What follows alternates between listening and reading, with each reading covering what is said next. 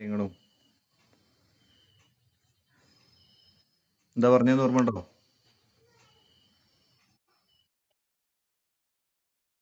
ആ, types of counselling പറഞ്ഞു.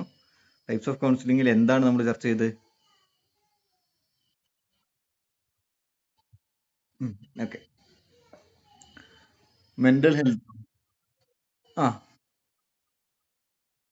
Okay okay okay okay okay.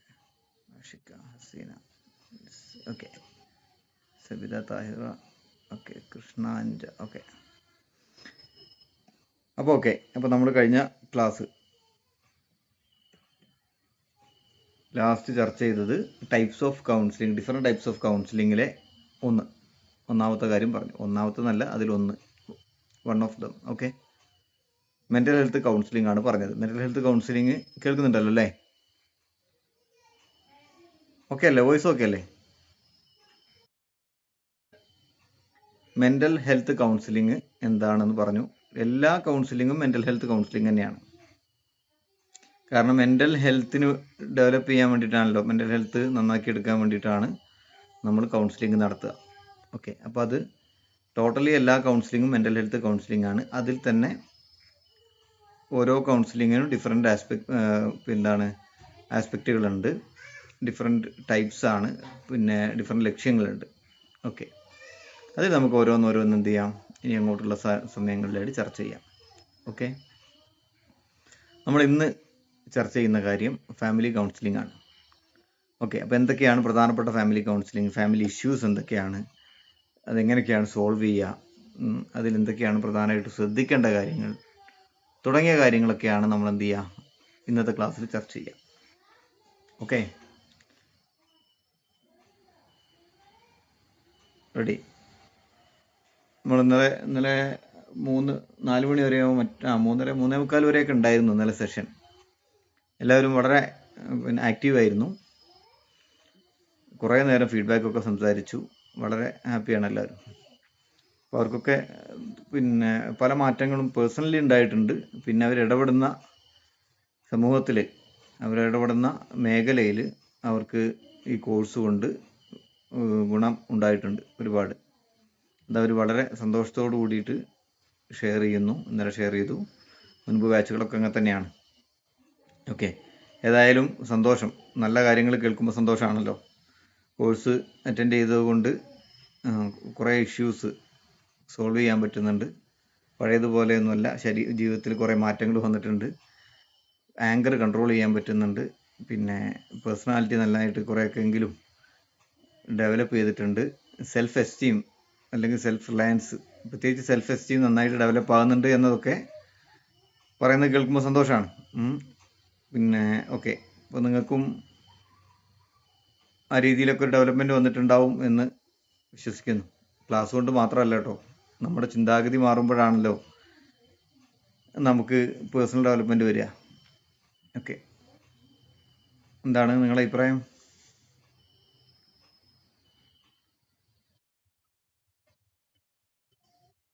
Okay okay. അത് നമ്മുടെ ജീവിതത്തിൽ നല്ല നല്ല മാറ്റങ്ങൾ ഉണ്ടാവട്ടെ. എല്ലാ കാര്യത്തോടും നമ്മൾക്കൊരു പോസിറ്റീവായി കാര്യങ്ങളൊന്ന് കൈകാര്യം ചെയ്യാൻ പറ്റും.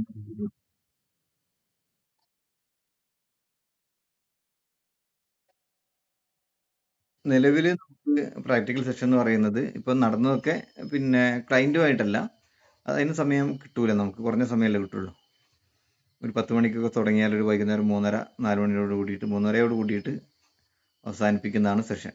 അപ്പോൾ അതിൽ പ്രധാനമായിട്ടും നമ്മൾ ചർച്ച ചെയ്യുന്നത്, ഇന്ന് നമ്മളിപ്പോൾ ഓൾറെഡി ചർച്ച ചെയ്യുന്ന പ്രാക്ടിക്കൽ സെഷനുകളുടെ ഒന്നുകൂടി റിവൈൻഡ് ചെയ്ത് MSc എന്ന് പറയും, അതായത് മെൻ്റൽ സ്റ്റാറ്റസ് എക്സാമിനേഷൻ. നമ്മൾ ഒരു പ്രാക്ടിക്കൽ കൗൺസിലിംഗ് നടത്തുമ്പോൾ നമുക്ക് അറിയേണ്ട പ്രധാനപ്പെട്ട ഒരു കാര്യമാണ് MSc എന്ന് പറയും. അപ്പോൾ ആ കാര്യങ്ങളൊക്കെ ചർച്ച ചെയ്യും. പിന്നെ പരസ്പരം അങ്ങോട്ടും ഇങ്ങോട്ടും ഇരുത്തിയിട്ട് കാര്യങ്ങൾ ചർച്ച ചെയ്യിപ്പിക്കുക. അതോടൊപ്പം തന്നെ കുറച്ച് സബ്ജക്റ്റുകൾ കൊടുത്ത് പ്രസൻറ്റ് ചെയ്യിപ്പിക്കുക. അതൊക്കെ ഒരു സൈക്കോളജിക്കൽ ആസ്പെക്റ്റിൽ പ്രസൻറ്റ് ചെയ്യുക. ഇതൊക്കെയാണ് നിലവിൽ ചെയ്തിട്ടുള്ളത്, പ്രാക്ടിക്കലി ചെയ്യാറുള്ളത്. ഇനിയിപ്പോൾ നിങ്ങൾക്ക് വരുമ്പോൾ എന്തെങ്കിലും മാറ്റങ്ങൾ വരുത്തുമോ എന്നുള്ളത് സക്കരിയ സാറാണത് കൈകാര്യം ചെയ്യുന്നത്, മുമ്പരാണല്ലോ മാനേജ്മെൻറ്റ്. ഓക്കെ.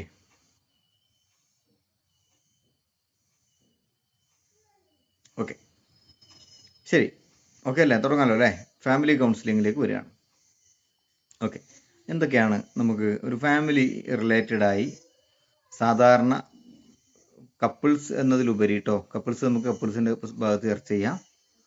ഒരു ഫാമിലി റിലേറ്റഡായി ഉണ്ടാകാറുള്ള സാധാരണ രീതിയിൽ ഉണ്ടാകുന്ന പ്രശ്നങ്ങൾ എന്തൊക്കെയായിരിക്കും? നിങ്ങളൊന്ന് പറ.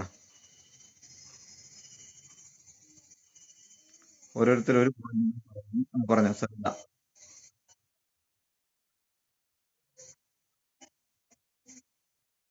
ആ, മക്കളുടെ പെരുമാറ്റം. ഓക്കെ, പിന്നെ അടുത്ത പോയിന്റ്.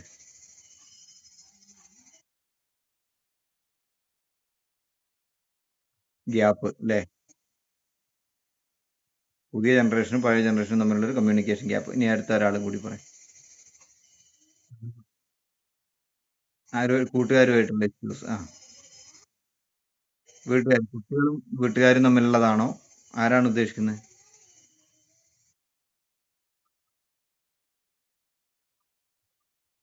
ആരൊക്കെ ആരൊക്കെ? ക്ലിയർ ആയില്ല. കപ്പിൾസ് ഉദ്ദേശിച്ച് ഭാര്യയും ഭർത്താവും തമ്മിലുള്ള പ്രശ്നമാണോ?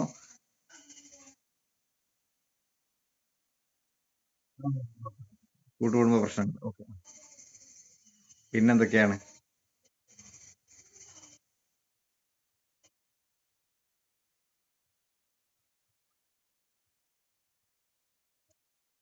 ഉം, ഉം. ഓക്കെ, നമുക്കൊരു പിന്നെ കപ്പിൾ കൗൺസിലിങ്ങിൽ നമുക്ക് ഹസ്ബൻഡ് ആൻഡ് വൈഫിന്റെ കാര്യം നമുക്ക് എന്ത് ചെയ്യാം, അതിൽ ഓരോ പോയിന്റ് ഇട്ട് നമുക്ക് ചർച്ച ചെയ്യാനുണ്ട്. പ്രത്യേകിച്ച് നമ്മൾ ഫാമിലി ആവുമ്പോൾ ഫാമിലി ഇഷ്യൂസ് എന്തൊക്കെയാണെന്നുള്ള പ്രധാനമായിട്ടും ഒന്ന് പോയിന്റ് അതിലേക്കൊന്ന് ഫോക്കസ് ചെയ്ത് പറയണം. എന്തൊക്കെയായിരിക്കും, എങ്ങനെയൊക്കെയാണ്?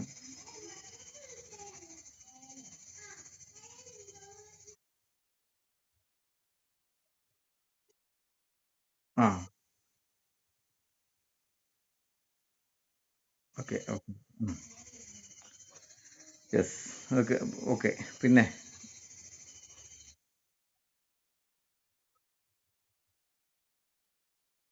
ഏത് ഏത് അങ്ങനെയൊക്കെ തന്നെ, അതൊക്കെ തന്നെയാണ് പ്രശ്നം. അങ്ങനത്തെ കാര്യങ്ങളൊക്കെ ഒന്ന് ഫോക്കസ് ചെയ്ത് പറയും ശരി. ഓരോരോ പോയിന്റ് നമുക്ക് ചർച്ച ചെയ്യാം. എല്ലാത്തിനും പരിഹാരം കാണുക എന്നുള്ളതല്ല, കോമൺ ആയിട്ട് വരുന്ന ഇഷ്യൂസ് നമ്മൾ ചർച്ച ചെയ്യും. അതിന് നമുക്ക് എങ്ങനെയൊക്കെ ഒരു പിന്നെ ഒരു എന്താണ് ഒരു മിനിമം ലെവൽ അല്ലെങ്കിൽ മാക്സിമം ലെവലിൽ എങ്ങനെ അതിന് റിസോൾവ് ചെയ്യാൻ പറ്റും എന്നുള്ള കാര്യങ്ങളൊക്കെയാണ് നമ്മൾ എന്ത് ചെയ്യുക, ചർച്ച ചെയ്യാം. ഓക്കെ, അപ്പോൾ ഇത്രയും കാര്യങ്ങളല്ലേ, കുറേ കാര്യങ്ങളുണ്ട്, നമുക്ക് ഓരോന്ന് പറയാം. Okay, family counselling. Okay, family counselling വളരെ പ്രധാനപ്പെട്ടതാണ്.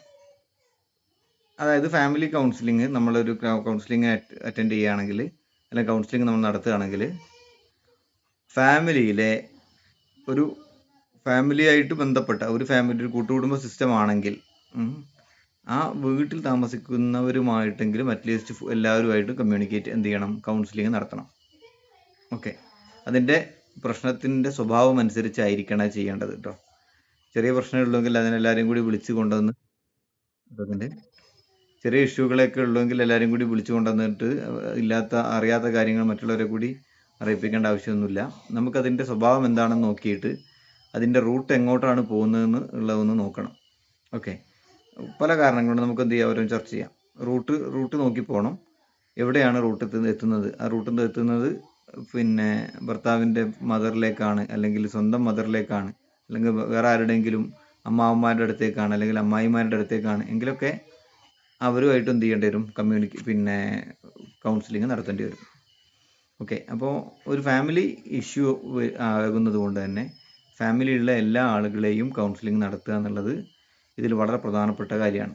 ഓക്കെ, അതായത് ഏതെങ്കിലും തരത്തിൽ ഈ ഫാമിലി ഇവരുമായിട്ട് റിലേറ്റഡ് ആയ ആളുകൾ, കാര്യമായ റിലേഷനുള്ള ആളുകളെ ഇതിൻ്റെ ഭാഗമായിട്ട് കൗൺസിലിംഗ് നടത്തണം. ഓക്കെ, അപ്പോൾ എന്തൊക്കെയാണ് സാധാരണ കുടുംബങ്ങളിൽ വരാറുള്ള പ്രശ്നങ്ങൾ എന്നത് നിങ്ങൾ കുറേ കാര്യങ്ങൾ പറഞ്ഞു. അതേപോലെ തന്നെ വളരെ പ്രധാനപ്പെട്ട ഒരു പ്രശ്നമുണ്ട്. എന്താണ് പ്രശ്നം എന്നറിയാമോ? കമ്മ്യൂണിക്കേഷൻ ഗ്യാപ്പ് എന്ന് പറയുന്ന പ്രശ്നം. ഓക്കെ, അത് നിങ്ങൾ നേരത്തെ പറഞ്ഞിരുന്നു. ജനറേഷൻ ഗ്യാപ്പ് എന്നത് പറഞ്ഞിരുന്നു. പക്ഷെ അതിലുപരി family inside family communication gap എന്ന് പറയുന്ന ഒരു വലിയ പ്രശ്നമുണ്ട്. ഓക്കെ, നിങ്ങൾക്കത് ഫീൽ ചെയ്തിട്ടുണ്ടോ?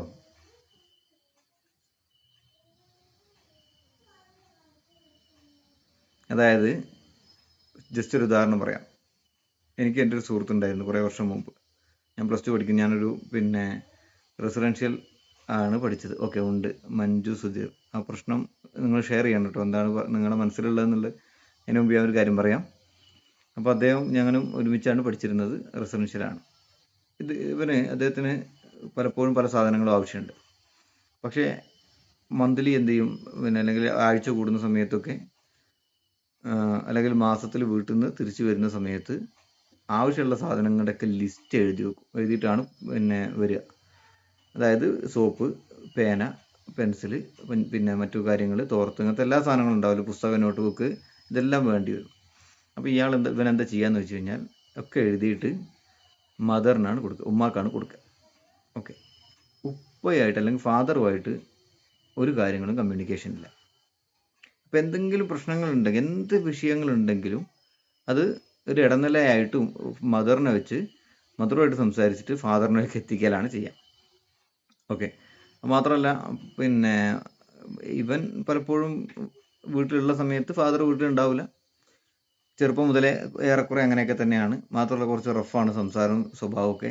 അതുകൊണ്ട് തന്നെ മക്കൾക്ക് 4 മക്കളെങ്ങാനുണ്ട് അവർ. പക്ഷെ 4 മക്കളും ഫാദറുമായിട്ട് കാര്യമായിട്ടൊരു കണക്ഷനൊന്നുമില്ല. ഉള്ളത് ചെറിയ മോൾ, അവരുടെ ഏറ്റവും ചെറിയ സഹോദരി.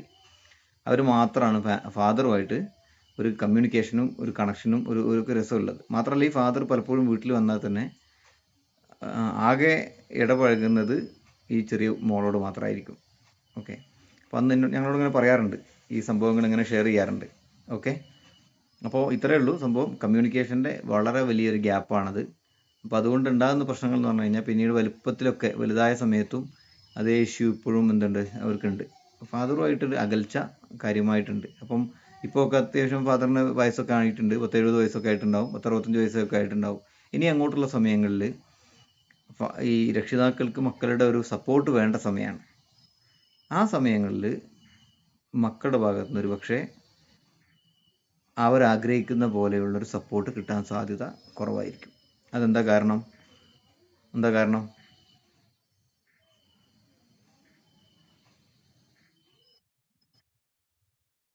അതായത് ചെറുപ്പത്തിൽ അവർ അങ്ങോട്ട് കൊടുത്തതാണല്ലോ തിരിച്ചിങ്ങോട്ട് കിട്ടുക, അല്ലേ? യെസ്, നമ്മൾ നട്ട വിത്തിൽ നിന്ന് ഉണ്ടായി വരുന്ന തൈയിൽ നിന്നേ നമുക്ക് എന്ത് ചെയ്യുള്ളൂ, നമുക്കതിൻ്റെ പ്രൊഡക്റ്റാണ് കിട്ടുക. അപ്പോൾ നമുക്ക് മക്കളോട് നമ്മൾ ആ രീതിയിലായിരുന്നു ചെറുപ്പത്തിൽ ഇടപെട്ടതെങ്കിൽ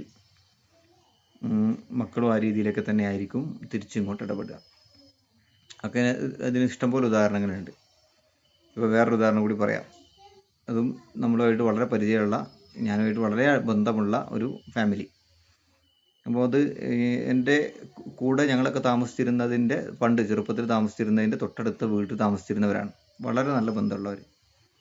ഓക്കെ, ഞങ്ങളും ചെറിയ കുട്ടികളായിരുന്ന സമയത്ത് ഞാനടക്കം എൻ്റെ അതേ പ്രായത്തിലും എൻ്റെ ജ്യേഷ്ഠൻ്റെ പ്രായത്തിലുള്ള അവർക്കും 2 മക്കളുണ്ടായിരുന്നു, ആൺകുട്ടികളാണ്. ചെറുപ്പ സമയത്ത് തന്നെ ഇദ്ദേഹം വളരെ റഫായിട്ടാണ് കുട്ടികളോട് പെരുമാറാറുള്ളത്. ഒറ്റ കാര്യമുള്ളൂ, അന്ന് മുതലേ പറയുന്നത് ഞങ്ങൾ കേൾക്കാറുണ്ട്, അടിക്കുകയും ചീത്ത പറയുകയും ചെയ്തില്ലെങ്കിൽ കുട്ടികൾ നന്നാവില്ല, കുട്ടികൾ നന്നാകാൻ വേണ്ടിയിട്ടാണ്, വഴിതെറ്റി പോകാതിരിക്കാൻ വേണ്ടിയിട്ടാണ് പറയുന്നത് ഞാൻ മുമ്പേ കേൾക്കാറുണ്ട്. ഓക്കെ, ഒരു ദിവസം ഈ ചെറിയ പ്രായത്തിൽ, ഒരു ദിവസം എന്നല്ല, ചെറിയ പ്രായത്തിൽ ഞങ്ങളൊക്കെ എൻ്റെയൊക്കെ മുമ്പിൽ വെച്ചിട്ട് അവരും ഞങ്ങളും ഉണ്ടാകുന്ന സമയത്ത് അവരുടെ മുമ്പിൽ വെച്ച് എന്നെയൊക്കെ വളരെ ഓമനപ്പേരൊക്കെ വിളിച്ച് കൊഞ്ചിക്കുകയും തമാശ പറയലും രസം, മിഠായി വാങ്ങി തരുകയൊക്കെ ചെയ്യും. മിഠായിയൊക്കെ അവർക്കും വാങ്ങിക്കൊടുക്കും. പക്ഷേ പലപ്പോഴായിട്ടും എൻ്റെയൊക്കെ മുമ്പിൽ വെച്ചിട്ട് പല സമയങ്ങളിൽ അവരെ അടിക്കുന്നത് ഞാൻ കണ്ടിട്ടുണ്ട്. നന്നായിട്ട് അടിക്കും. അത് അദ്ദേഹം പറയുന്നത് ഞങ്ങളെ നന്നാക്കൽ മൂപ്പരുടെ ഉത്തരവാദിത്തമല്ലല്ലോ, അവരെ മക്കളെ നന്നാക്കൽ ഒരു ഉത്തരവാദിത്തമാണ്.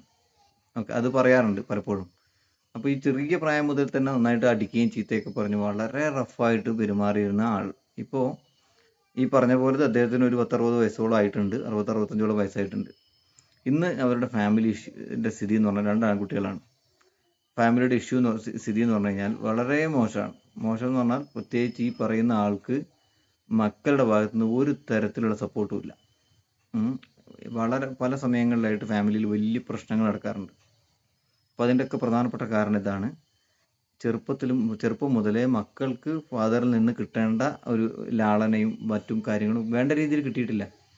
അത് പലപ്പോഴായിട്ട് അവർ വലുപ്പത്തിൽ, പ്രത്യേകിച്ച് അവർക്ക് പഠനമൊന്നും 9ാം ക്ലാസ്സും 10ാം ക്ലാസ്സും ഒക്കെ ആയിട്ട് ഇങ്ങനെ നിന്ന് പോയിട്ടുണ്ട്. അപ്പോൾ അതിനൊക്കെ ഇവരെല്ലാത്തിൻ്റെയും എന്ത് പ്രശ്നങ്ങളുണ്ടെങ്കിലും മക്കൾ ഇപ്പം അവർ അതിൻ്റെ പ്രശ്നക്കാരനായി കാണുന്നത്, റൂട്ട് കോസായി കാണുന്നത് ഞങ്ങളെ ചെറുപ്പത്തിൽ അങ്ങനെ വളർത്തിയതുകൊണ്ടാണെന്നാണ്. അപ്പോൾ അതുകൊണ്ട് തന്നെ ഒരു കോംപ്രമൈസിനും അവരിപ്പോൾ തയ്യാറുമല്ല. ഓക്കെ, ഞങ്ങളുടെ ഭാവി, ഞങ്ങൾ പഠിക്കാൻ പറ്റുന്നില്ല. ഇപ്പോൾ കൂടെ ഉണ്ടായിരുന്ന ഞാനും അവരൊക്കെ അടുത്തടുത്ത് താമസിച്ചിരുന്ന വീടുകളാണ്. അപ്പം നമ്മൾ 10ഉം +2ഉം ഡിഗ്രിയും PG ഒക്കെ കഴിഞ്ഞ് ഇങ്ങനെ ഓരോ വർക്കും കാര്യങ്ങളൊക്കെ ചെയ്യുമ്പോൾ അവർക്ക് ഈ ഫീൽഡിലേക്ക് ഒരു എഡ്യൂക്കേഷണലി മാറ്റം കാര്യമായ പുരോഗതി ഇല്ലാത്തതിൻ്റെ ഒക്കെ കാരണങ്ങൾ പലപ്പോഴും പറയാറുണ്ട്. ഒക്കെ കാരണം അവർ പറയുന്നത് ഫാദറാണ് പ്രശ്നം. ഓക്കെ, എന്നാൽ ഈ ഫാദറിനാണെങ്കിൽ മക്കളോട് സ്നേഹക്കുറവൊന്നുമില്ല, പക്ഷെ പ്രകടിപ്പിക്കാൻ ആർക്കും അങ്ങോട്ടും ഇങ്ങോട്ടും കഴിയുന്നില്ല. നല്ലൊരു കൗൺസിലിങ്ങിനൊക്കെ വേണ്ടിയിട്ട് ശ്രമം നടത്തിയിരുന്നു, പക്ഷേ കൗൺസിലിങ്ങിന് വേണ്ടി സഹകരിക്കുന്നില്ല. അപ്പോഴൊക്കെ ഈ ഫാദറിൻ്റെ ഒരു പ്രശ്നം എന്ന് പറഞ്ഞാൽ അയാളുടെ ഭാഗം മാത്രമാണ് ശരി എന്നാണ് ഇപ്പോഴും ഈ പ്രായത്തിലും ചിന്തിക്കുന്നത്. ഓക്കെ, അപ്പോൾ അതുകൊണ്ട് തന്നെ ഈ മക്കളുടെ കല്യാണത്തിൻ്റെ സമയങ്ങളിലൊക്കെ കാര്യമായ ഇഷ്യൂസ് അവരുടെ ഫാമിലിയിൽ ഉണ്ടായിട്ടുണ്ട്. കാരണം മക്കൾ കല്യാണപ്രായമാകുന്ന സമയത്ത് ഫാദറുമായിട്ടൊന്നും കാര്യങ്ങൾ ഡിസ്കസ് ചെയ്യുന്നില്ല. ഒരു കാര്യവും ഫാദർ അറിയുന്നില്ല. ഒന്നും. എപ്പോഴാണ് മകൻ മണ്ഡപത്തിലേക്ക് ഇറങ്ങേണ്ടതെന്നോ അല്ലെങ്കിൽ ഈ പരിപാടിയിലേക്ക് ഇറങ്ങേണ്ടതെന്നോ ഒന്നും അറിയില്ല അയാൾക്ക്. വാഹനം ഏർപ്പാടാക്കിയിട്ടുണ്ടോ അയാൾ അറിയില്ല. അപ്പോൾ അയാൾ ശരിക്കും ആ വീട്ടിലൊരു അന്യൻ. അതിൻ്റെ കാരണക്കാരൻ അയാൾ തന്നെയാണ്. മാത്രമല്ല ഒരു തരത്തിലും തൻ്റെ പ്രശ്നമാണ്, താൻ ചെറുപ്പത്തിലൊക്കെ മക്കളെ വല്ലാതെ എങ്ങനെ ബുദ്ധിമുട്ടിച്ചിട്ടുണ്ട് എന്നത് പറഞ്ഞാൽ പോലും അംഗീകരിക്കില്ല. അങ്ങനത്തെ ഒരു ക്യാരക്ടറാണ്. ഓക്കെ, അപ്പോൾ അതിൻ്റെ മാത്രമല്ല, ഇപ്പോൾ അവർക്ക് പരസ്പരം അങ്ങോട്ടും ഇങ്ങോട്ടും ഒക്കെ മാറ്റം വരണമെന്ന് ആഗ്രഹമുണ്ട്. മക്കൾക്ക് മക്കളായി. അപ്പോൾ ഇനിയെങ്കിലും ഹാപ്പി ആയിട്ട് പോകണം, നല്ല യാത്രകളൊക്കെ പോകണമെന്ന് എല്ലാവർക്കും ആഗ്രഹമുണ്ട്.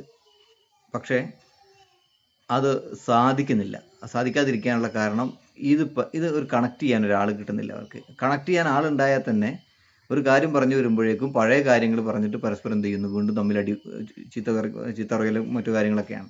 അപ്പോൾ നല്ലൊരു കമ്മ്യൂണിക്കേഷൻ അവരുടെ ഇടയിലില്ല. അതുകൊണ്ട് തന്നെ അവർക്ക് ഒരു ഗ്യാപ്പ് നികത്താൻ പറ്റിയിട്ടില്ല എത്രയോ വർഷങ്ങളായിട്ട്. അപ്പോൾ ഈ പ്രായത്തിൽ അവർ ആഗ്രഹിക്കുന്നുണ്ട്, ഫാദറും മദറും ഒക്കെ ആഗ്രഹിക്കുന്നുണ്ട്, എന്താ പറഞ്ഞാൽ ഗ്രാൻഡ് സൺ മക്കളുടെ കൂടെ, ഡോട്ടേഴ്സിൻ്റെ അല്ലെങ്കിൽ സണ്ണ് മക്കൾ വേറെ കുട്ടികളുടെ കൂടെയൊക്കെ ഈ യാത്ര പോകണമെന്നും അതൊക്കെ ആഗ്രഹമുണ്ട്. പക്ഷേ അതൊരു ഡ്രൈ ഫാമിലി ആയിട്ട് ഇപ്പോഴും നമ്മുടെ മുമ്പിൽ കണ്ടുകൊണ്ടിരിക്കുന്നുണ്ട്. ഓക്കെ, ഇതൊക്കെ ഫാമിലി ഇഷ്യൂസ് സാധാരണ ഉണ്ടാകുന്നതാണ്. കമ്മ്യൂണിക്കേഷൻ ഗ്യാപ്പ് എന്ന് പറയുന്നത് വലിയ സംഭവമാണ്. ഞാൻ കഴിഞ്ഞ ക്ലാസ്സിന് പറഞ്ഞിരുന്നല്ലോ, ചില കാര്യങ്ങളൊക്കെ നമുക്ക് അതാത് സമയങ്ങളിൽ പറയേണ്ട സമയങ്ങളിൽ പറയണം എന്ന് പറയുന്നത്, അല്ലെങ്കിൽ പ്രകടിപ്പിക്കണം എന്ന് പറയുന്നത്, അത് ആ സമയത്ത് പ്രകടിപ്പിച്ചിട്ടില്ലെങ്കിൽ സ്വാഭാവികമായിട്ടും അതിനൊരു ക്ലൈമാക്സിലേക്ക് എത്തിക്കാൻ ചിലപ്പോൾ നമുക്ക് കഴിഞ്ഞോളന്നില്ല. അതിനു മുമ്പ് ചിലപ്പം പിരിയലും അടിയലും എല്ലാം കഴിഞ്ഞിട്ടുണ്ടാവും. അപ്പം സിനിമയും നോവലുകളിലും ഒക്കെ ഇങ്ങനെ കൗൺസിലിംഗ് കൊടുത്തുകൂടെ എന്നായിരിക്കുന്നത്.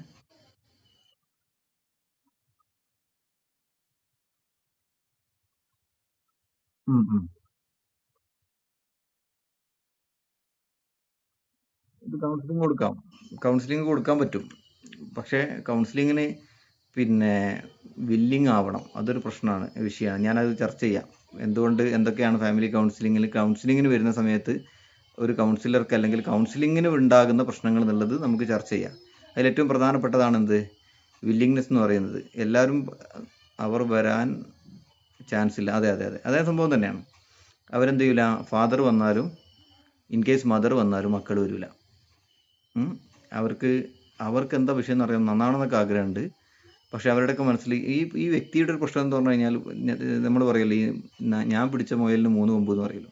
ഇപ്പോഴും ഈ പ്രായത്തിലും അതിൽ വിട്ടുവീഴ്ചയൊന്നുമില്ല. ഓക്കെ, അങ്ങനെ ഒരു പ്രശ്നങ്ങളുണ്ട്. അപ്പം അത് ഞാൻ ഒരു ഉദാഹരണം പറഞ്ഞതേ. ഇതൊക്കെ നമ്മുടെ ഇടയിലൊക്കെ കുറേ ആളുകളുണ്ട് ഇത്തരം വിഷയങ്ങളൊക്കെ ഉള്ളവർ. അപ്പോൾ ഇവരെ കൗൺസിലിങ്ങിന് വരുത്തുമ്പോൾ ഇത്രയും കാലം അവർ കൗൺസിലിങ്ങിന് വരില്ല. മക്കൾക്ക് ആഗ്രഹം ഉണ്ടായിരുന്നു നന്നായി പോകണം എന്നൊക്കെ, പക്ഷെ അവർ ഇത്രയും കാലം വന്നില്ല. ഇപ്പം പ്രായമാകുന്ന സമയത്ത് അവർക്ക് എന്ത് വേണം, ഒന്ന് നന്നായി കിട്ടണം എന്നൊക്കെ ആഗ്രഹമുണ്ട് എന്ന് ചിന്തിക്കുമ്പോൾ മക്കൾ ആ രീതിയിലേക്ക് വരില്ല. കാരണം മക്കൾ ആലോചിക്കുന്നത് ഇത്രയും കാലം ഞങ്ങൾക്ക് എന്ത് ചെയ്തിട്ടില്ല, വേണ്ട രീതിയിലൊന്നും കിട്ടിയിട്ടില്ല.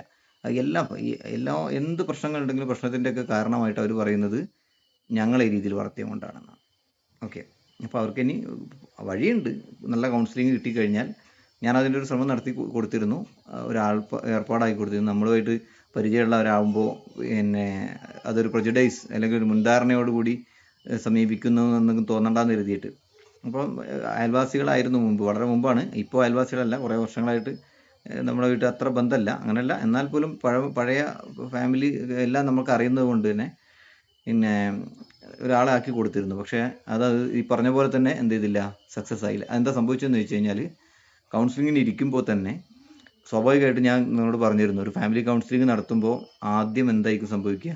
ഒരു ഫാമിലിയിൽ ഫാദർ, മദർ, മക്കൾ, ആദ്യം നമ്മൾ ഫാദർ എല്ലാവരെയും ഒരു റൗണ്ട് നമ്മൾ കൗൺസിലിംഗ് നടത്തുമ്പോൾ എന്താ സംഭവിക്കുക? ആദ്യം എല്ലാവരും പരസ്പരം സ്വന്തം ഭാഗം ന്യായീകരിച്ച് ഫസ്റ്റ് സിറ്റിങ്ങിൽ എല്ലാവരും ചെയ്യുന്നൊരു പ്രോസസ്സ് എന്ന് പറഞ്ഞാൽ എന്താണ്? ഞാനടക്കം, നമ്മളടക്കം അങ്ങനെ ചെയ്യാം. എൻ്റെ ഭാഗം ന്യായീകരിച്ച് ബാക്കിയുള്ളവരാണ് പ്രശ്നക്കാരെന്നുള്ള രീതിയിലേക്കാണ് സംസാരിക്കുക, അല്ലേ?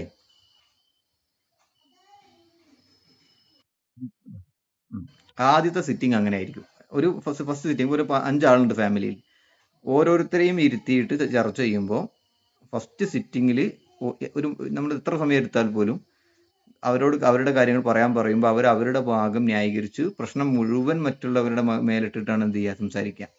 അത് എന്നിട്ട് നമ്മൾ രണ്ടാമത്തെ റൗണ്ടിലേക്ക് വരുമ്പോഴാണ്, കാരണം നമ്മളും അപ്പോൾ കേട്ടുന്നേ ഉണ്ടാവുള്ളൂ വിഷയങ്ങൾ, നമ്മളത് സമ്മതിച്ചു കൊടുക്കണം. കാരണം അവർ പറയുന്നതിന് കൗണ്ടർ ചെയ്യാൻ നിന്ന് കഴിഞ്ഞാൽ തുടക്കം തന്നെ നമ്മൾ പറയാം, അതൊന്നും അങ്ങനെയൊന്നും സാധ്യതയില്ല, നിങ്ങൾ പറയുന്ന പോലെ ഒന്നും ആകാൻ സാധ്യതയില്ല, പിന്നെ ഇത് മക്കളുടെ ഭാഗത്തുനിന്നും എന്താണ് ഈ പറയുന്ന പോലെ, നിങ്ങൾ പറയുന്ന പോലത്തെ പ്രശ്നങ്ങളൊന്നും ഉണ്ടാകാൻ സാധ്യതയില്ല എന്നാണ് ഞാൻ മനസ്സിലാക്കുന്നത്. ഫസ്റ്റ് സിറ്റിങ്ങിൽ തന്നെ പറഞ്ഞു കഴിഞ്ഞാൽ അയാൾ എന്താ ചിന്തിക്കുക?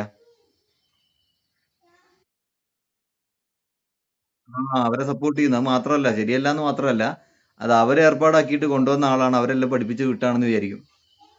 അപ്പോൾ അതിലേക്ക് അങ്ങനെ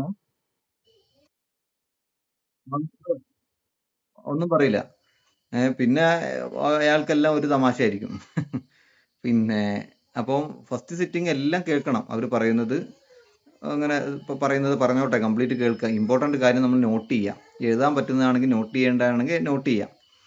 എന്നിട്ട് അടുത്ത സിറ്റിംഗ് ഓരോരുത്തരെ ഇങ്ങനെ മാറ്റി മാറ്റി ഇരുത്തിയിട്ട് രണ്ടാം സിറ്റിങ്ങിലേക്ക് വരുമ്പോഴാണ് എന്ത് ചെയ്യേണ്ടത്, നമ്മുടെ ഭാഗത്ത് നിന്ന് എന്ത് ചെയ്യേണ്ടത്, അങ്ങോട്ട് സംസാരം വരേണ്ടത്. അപ്പോൾ ഇതൊക്കെ നമ്മുടെ ഒരു പ്രോസസ്സ് ഉണ്ട്. ആ സ്റ്റെപ്പുകൾ എന്ന് പറയുന്ന ഒരു 5-6 സ്റ്റെപ്പുകളില്ലേ, പരമാവധി ആ സ്റ്റെപ്പിലേക്ക് തന്നെ പോകണം. കാരണം ഇത് ഒന്നാമത്തെ സ്റ്റെപ്പ് എന്ന് പറയുമ്പോൾ ഞാൻ പറഞ്ഞല്ലോ, ഇവർ സംസാരിക്കാൻ പിന്നെ അങ്ങോട്ട് അവരിങ്ങോട്ട് പറയുന്നത് കംപ്ലീറ്റ് കേൾക്കുക എന്ന് പറയുന്നത് നമ്മുടെ ആക്റ്റീവ് ലിസണിങ്ങിന്റെ ഭാഗമാണ്. എങ്കിൽ മാത്രമേ നമുക്ക് എന്ത് ചെയ്യുള്ളൂ, ഇവരുമായിട്ട് ഒരു ബന്ധം ഉണ്ടാക്കാൻ പറ്റുള്ളൂ. രണ്ടാമത്തെ സിറ്റിങ്ങിൽ എനിക്ക് വന്ന് ഇരിക്കണം എന്ന് അവർക്ക് തോന്നണമെങ്കിൽ ആദ്യത്തെ സിറ്റിംഗ് നമ്മൾ വളരെ മനോഹരമായിട്ട് എന്ത് ചെയ്യണം, അവരെ കൂടെ കോപ്പറേറ്റ് ചെയ്യണം. ഓക്കെ. പിന്നെ ഈ പറഞ്ഞ പോലെ തന്നെ എല്ലാ കൗൺസിലിങ്ങിലും, ഈ ഫാമിലി കൗൺസിലിംഗ് ഒന്നും ഇപ്പോൾ ഈ പറഞ്ഞ പോലെ ഓരോരുത്തർക്കും 6 സ്റ്റെപ്പുകളൊന്നും കൊടുക്കാനൊന്നും നമുക്ക് എന്ത് ചെയ്യില്ല, കഴിയില്ല. അതൊക്കെ ഒരു ലോങ് പ്രോസസ്സായിട്ട് മാറും. അല്ലെങ്കിൽ പിന്നെ അവർ നമ്മൾ എന്ത് ചെയ്യേണ്ടി വരും, ഫാമിലി കൗൺസിലർ ആക്കിയിട്ട് അപ്പോയിന്റ് ചെയ്യേണ്ടി വരും. അങ്ങനെ ആകുമ്പോൾ നമുക്ക് എന്ത് ചെയ്യാം, നമ്മുടെ സൗകര്യത്തിന് ഓരോരുത്തരെ വിളിച്ചിട്ട് 6 സ്റ്റെപ്പൊക്കെ വെച്ചിട്ട് എന്ത് ചെയ്യാം, കംപ്ലീറ്റ് ചെയ്യാം. അപ്പോൾ അതൊന്നും സ്വാഭാവികമായിട്ട് പോസിബിൾ അല്ല. അപ്പോൾ അവർക്ക് കൊടുക്കേണ്ടത് പരമാവധി ഓരോ സിറ്റിങ്ങിൽ രണ്ടാമത്തെ സിറ്റിങ്ങോട് കൂടിയിട്ട് കുറച്ചും കൂടി മൂന്നോ ചിലപ്പോൾ 4 സിറ്റിംഗ് ഒക്കെ ഇരുത്തേണ്ടി വരും ഓരോരുത്തരെയും. അല്ലെങ്കിൽ ഇമ്പോർട്ടൻ്റ് ആയ ആളുകൾ ചിലപ്പോൾ 4-5 സിറ്റിംഗ് ഇരിക്കേണ്ടി വരും. പക്ഷെ ആ ഇരിക്കുമ്പോൾ രണ്ടാമത് സിറ്റിങ്ങോട് കൂടിയിട്ട് നമുക്ക് മെല്ലെ മെല്ലെ മെല്ലെ നമുക്ക് കാര്യങ്ങൾ മനസ്സിലായിട്ടുണ്ട് എന്നത് രീതിയിൽ അവരോട് ബോധ്യപ്പെടുത്തി സംസാരിച്ചു കൊടുക്കേണ്ടി വരും. പക്ഷെ അത്രയൊക്കെ സമയമെടുത്ത് ചെയ്യണം. ഞാൻ ഈ പറഞ്ഞ ഫാമിലിയെ ആ രീതിയിലൊക്കെ ഞാൻ കണക്ട് ചെയ്ത് കൊടുത്തിരുന്നു. പക്ഷെ അത് എന്ത് ചെയ്തില്ല, ഫസ്റ്റ് സിറ്റിങ്ങിൽ തന്നെ അത് പാളി എന്ന് പറയാൻ കാരണം, ഇദ്ദേഹം വളരെ റഫായിട്ട് ഒന്നാമത്തെ സിറ്റിംഗ് കഴിഞ്ഞു, രണ്ടാമത്തെ സിറ്റിംഗ് വരലാണ്, അവിടെയാണ് പാളിയത്. രണ്ടാമത്തെ സിറ്റിങ്ങിലോട് കൂടിയിട്ട് കൗൺസിലർ ചില കാര്യങ്ങൾ അങ്ങോട്ട്, നിങ്ങളുടെ ഭാഗത്തും അന്ന് ആ ചെയ്തത്, ചെറിയ പ്രായത്തിൽ നിങ്ങൾ ആ ചെയ്തത് കൊണ്ട് അതിൻ്റെ ഒരു ഇമ്പാക്റ്റ് നിങ്ങളുടെ ലൈഫിലുണ്ട് എന്തോ പറഞ്ഞു പോയിരുന്നു. അതിന് അയാൾ പൊട്ടിത്തെറിച്ചു. അയാൾ പറഞ്ഞത് നിങ്ങളെന്തോ പ്ലാൻ ചെയ്തതാണ്, ഇവർ മുമ്പ് ഇതേപോലെ പ്ലാൻ ചെയ്തിട്ടുണ്ട്, എല്ലാ കൗൺസിൽ, എന്നിട്ട് എന്നോട് സംസാരിച്ചപ്പോൾ പറയാ, എല്ലാവരെയും വിളിപ്പിച്ചിട്ട് എന്നെ കുറ്റം പറയാൻ വേണ്ടി മാത്രമാണ് വിളിപ്പിക്കുന്നത്. അപ്പോൾ ഇത് അംഗീകരിക്കൂല, അങ്ങനെ പ്രശ്നങ്ങളുണ്ട്. അപ്പോൾ അത് അത് അങ്ങനെ തന്നെ പറയാം, പലപ്പോഴും പറയും. ഫുൾ പ്ലാൻഡ് ആണ് എല്ലാവരും, എല്ലാവരുടെയും പ്രശ്നം ഞാനാണ്, ഞാൻ കുറ്റക്കാരനാണ്, ഞാനാണെങ്കിൽ എല്ലാം നേരെ വാ നേരെ പിന്നെ എന്ന് മാത്രം ആഗ്രഹിക്കുന്ന ഒരാളാണ്, അതെല്ലാവരും കൂടി എന്നെ കുറ്റം പറയാനൊക്കെ അങ്ങനെയൊക്കെയാണ് പറയാം.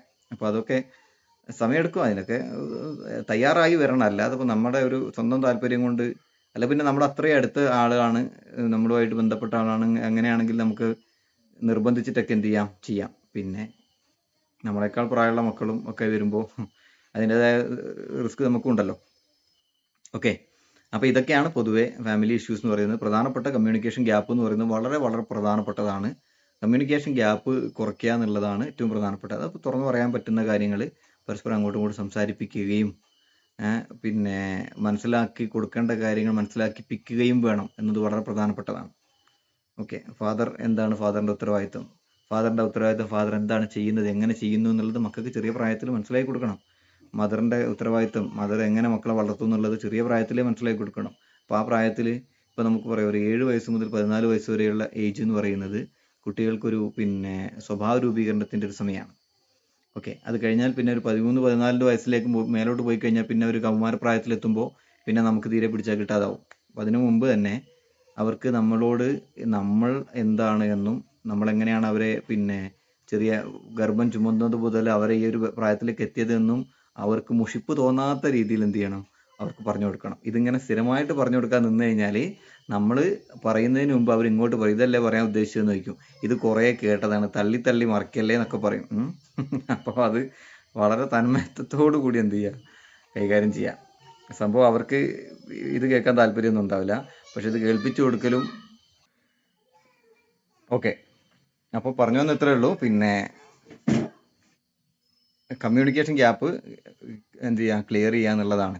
അപ്പോൾ അതാത് സമയത്ത് ഞാൻ പറഞ്ഞല്ലോ, അപ്പം ഈ ഒരു പ്രായത്തിൽ കുട്ടികൾക്ക് കൃത്യമായിട്ട് എന്താണ് ഫാമിലി റിലേഷൻ, ഫാദർ എന്താണ് ചെയ്യുന്നത്, ഫാദറിൻ്റെ ഉത്തരവാദിത്വം, ഫാദറിൻ്റെ വർക്ക് എങ്ങനെയാണ്, എല്ലാ കാര്യങ്ങളും കുട്ടികളെ മെല്ലെ മെല്ലെ അറിയിച്ചു കൊടുത്തു കഴിഞ്ഞാൽ മാത്രമേ കുട്ടികൾക്ക്, പ്രത്യേകിച്ച് ഒരു 7 വയസ്സ് വരെയുള്ള കുട്ടികൾക്ക് ഇതൊന്നും മനസ്സിലാവണമെന്നില്ല.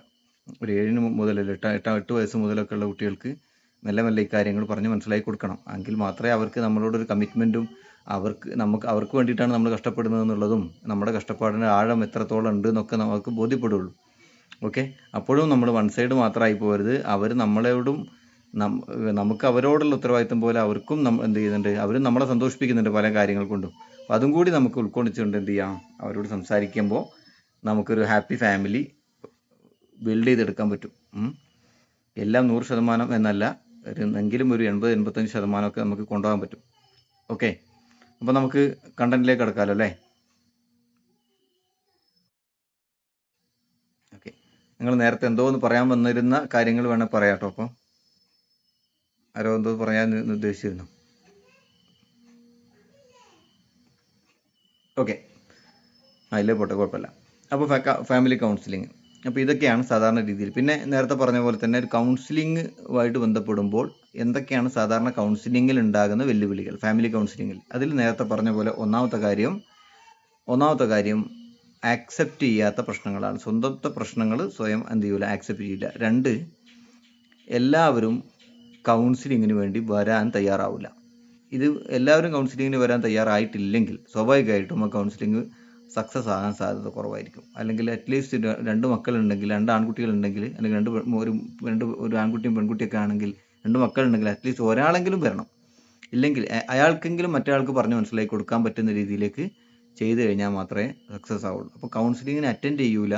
മാത്രമല്ല, ഇൻ കേസ് അതിന് 2ാമത്തെ സെഷനിലേക്കും 3ാമത്തെ സെഷനിലേക്കൊക്കെ പോകേണ്ടി വന്നു കഴിഞ്ഞാൽ അവർ ചിലപ്പോൾ തീരെ വരില്ല. അപ്പോൾ ഇതെല്ലാവർക്കും വേണം എന്ന് തോന്നുന്ന രീതിയിലേക്ക് മാറിയാൽ മാത്രമാണ് നമുക്ക് എന്ത് ചെയ്യാം, അത് കൈകാര്യം ചെയ്യാൻ പറ്റുക. അപ്പോൾ ഞാൻ കുറച്ച് മുമ്പ് ഇത് സമാനമായൊരു സംഭവം ഒരു ഫാമിലി കൗൺസിലിങ്ങിൽ ചെയ്തിരുന്നു. അപ്പോൾ അതിൽ വളരെ പ്രധാനപ്പെട്ട കാര്യം, കുറേ വർഷങ്ങളോളം അവർ മൂടി വെച്ചു. പരസ്പരമുള്ള പ്രശ്നങ്ങൾ സ്വന്തം കുടുംബക്കാരോ അല്ലെങ്കിൽ അയൽവാസികളോ പോലും അറിഞ്ഞിരുന്നില്ല. അപ്പം കുറേ വർഷങ്ങൾ അതവർ മൂടി വെച്ചു. ഉള്ളിൽ വളരെ നീറുന്ന പ്രശ്നങ്ങളുണ്ട്, വളരെ പ്രശ്നങ്ങളുണ്ടായിരുന്നു ഫാമിലിൻ്റെ ഉള്ളിൽ. അത് ലാസ്റ്റ് ഈ റീസെൻ്റായിട്ട് അവരറിഞ്ഞു, കുടുംബക്കാരറിഞ്ഞു. അപ്പോഴാണ് ഇത്രയും അഗ്നിപർവ്വതമാണ് ഈ ഫാമിലിക്കുള്ളിൽ എന്ന് പുറത്തുള്ളവർക്ക് മനസ്സിലായത്. മാത്രമല്ല നല്ല മദ്യപാനവും പരിപാടികളൊക്കെയാണ്. അങ്ങനെ ഓരോ വിഷയങ്ങളുണ്ട്. അപ്പോൾ അത് ലാസ്റ്റ് സമയത്ത് അതെല്ലാവർക്കും ഒരുപോലെ മാറ്റം വരണമെന്ന് ആഗ്രഹിച്ചത് കൊണ്ട് എല്ലാവരും കൃത്യമായിട്ട് സഹകരിച്ചു. എല്ലാവർക്കും, മക്കൾക്കടക്കം. അപ്പോൾ ഫാദർ, മദർ, ഗ്രാൻഡ് മദർ, മക്കൾ എല്ലാവർക്കും മാറണമെന്ന് ആഗ്രഹിച്ചു. എല്ലാവർക്കും ഫാമിലി സന്തോഷകരമാണെന്ന് ആഗ്രഹിച്ചപ്പോൾ എല്ലാവരും സഹകരിച്ചു. അതുകൊണ്ട് തന്നെ കൃത്യമായിട്ട് ഫോളോ അപ്പ് നടത്തി അവർക്ക് വളരെ ഹാപ്പി ആയിട്ട് കൊണ്ടുപോകാൻ പറ്റി. അതെല്ലാവരുടെയും ഭാഗത്തു നിന്ന് സഹകരണം കിട്ടുന്നതുകൊണ്ടാണ്. അപ്പോൾ അതുപോലെ തന്നെയാണ് കമ്മ്യൂണിക്കേഷൻ, ഈ ഒരു പ്രശ്നം കൗൺസിലിംഗ് അറ്റൻഡ് ചെയ്യാതിരിക്കുക എന്നുള്ളതും പ്രശ്നം തന്നെയാണ്. അപ്പോൾ അങ്ങനെയുള്ളവരെ നിർബന്ധിച്ച് അറ്റൻഡ് ചെയ്യിക്കാൻ കഴിയില്ല. അതിനെന്തെങ്കിലും ട്രിക്ക് ഉപയോഗിക്കുകയോ അല്ലെങ്കിൽ കാര്യങ്ങൾ ബോധ്യപ്പെടുത്തി കൊടുക്കുകയോ അവർ അങ്ങനെ തന്നെ വന്ന് നമുക്ക് എന്ത് ചെയ്യണം, ഏറ്റവും ചുരുങ്ങിയ സമയം കൊണ്ട് ഇത് തീർക്കാൻ പറ്റുന്ന രീതിയിലേക്ക് പിന്നെ ഇത് കൊണ്ടുപോകണം. ഓക്കെ, അപ്പോൾ അതൊക്കെയാണ് പ്രധാനമായിട്ടും. അപ്പോൾ നമുക്ക് എന്ത് ചെയ്യാം, നോട്ട് ഷെയർ ചെയ്യാം, നമ്മൾ ഓരോന്ന് നോട്ട് ഷെയർ ചെയ്ത് സംസാരിക്കാം. ഓക്കെയാണ്. നിങ്ങൾക്ക് ഇനി എന്തെങ്കിലും പറയാനുണ്ടോ? ഓക്കെ, ഒന്നുമില്ലെങ്കിൽ കണ്ടിന്യൂ ചെയ്യാം.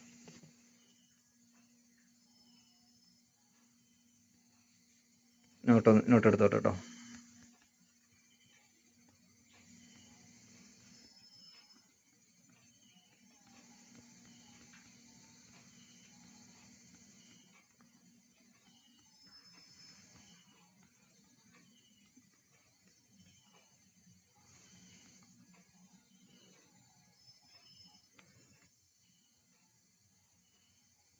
ഓക്കെ, ഷെയർ ചെയ്യാണ്.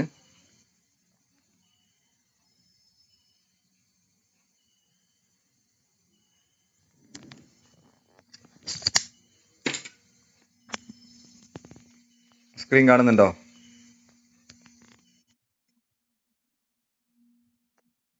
ഓക്കെ,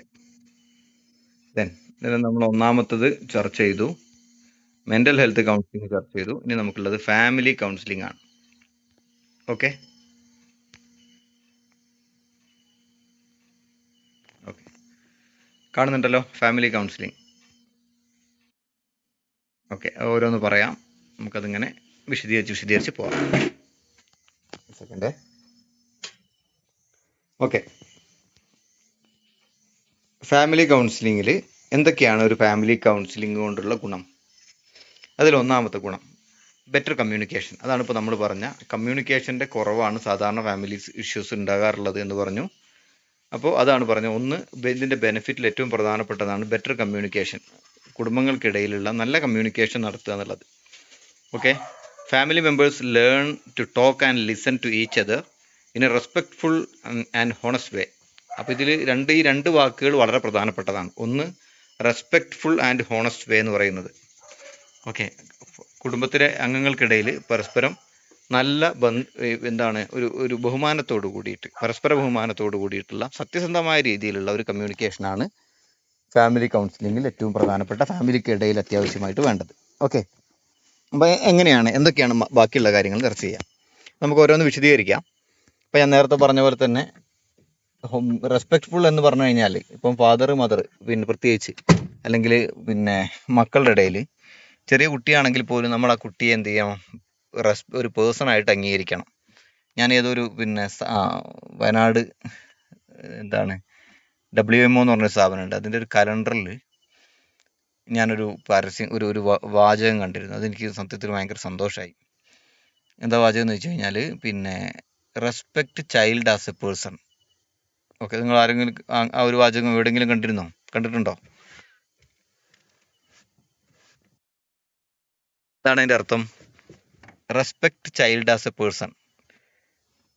കുട്ടികളെ പോലും നമ്മളൊരു വ്യക്തിയായിട്ട് കണ്ട് ബഹുമാനിക്കുക. അതായത് അവർ പറയുന്ന കാര്യങ്ങൾക്ക്, അവരുടെ അഭിപ്രായങ്ങൾക്ക് വില കൊടുക്കുക. ഓക്കെ, ചെറിയ പ്രായത്തിൽ നമ്മുടെ ഈ ചൈൽഡ് ഡെവലപ്മെൻറ്റ് സ്റ്റേജ് എന്ന് പറയുന്ന ഇതിൽ ഒരു 6-7 വയസ്സൊക്കെ ആകുമ്പോഴേക്കും കുട്ടികൾ അവരുടെ അഭിപ്രായങ്ങൾ പറയാൻ തുടങ്ങും, അല്ലേ? അപ്പോൾ ഇപ്പോൾ രക്ഷിതാക്കൾ ഇങ്ങനെ സംസാരിച്ചുകൊണ്ടിരിക്കുന്ന സമയത്ത് ഒരു 7 വയസ്സുള്ള കുട്ടി അല്ലെങ്കിൽ 8 വയസ്സുള്ള കുട്ടി എന്തെങ്കിലും അഭിപ്രായം പറഞ്ഞാൽ നമ്മൾ എന്താ പറയുക? ഉണ്ടായിരിക്കടാ. അതായത് പൊന്നൊരു കുഞ്ഞത്. അത് പൊതുവെ നമ്മൾ പറയുന്ന കാര്യങ്ങളാണ്, അല്ലേ?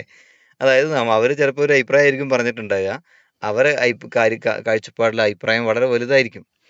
അപ്പോൾ നമ്മളെന്താ പറയുക, അവൻ്റെ ഒരു ചെറിയ വായിൽ വലിയ വർത്തമാനം പറയുക, അല്ലേ എന്നൊക്കെ.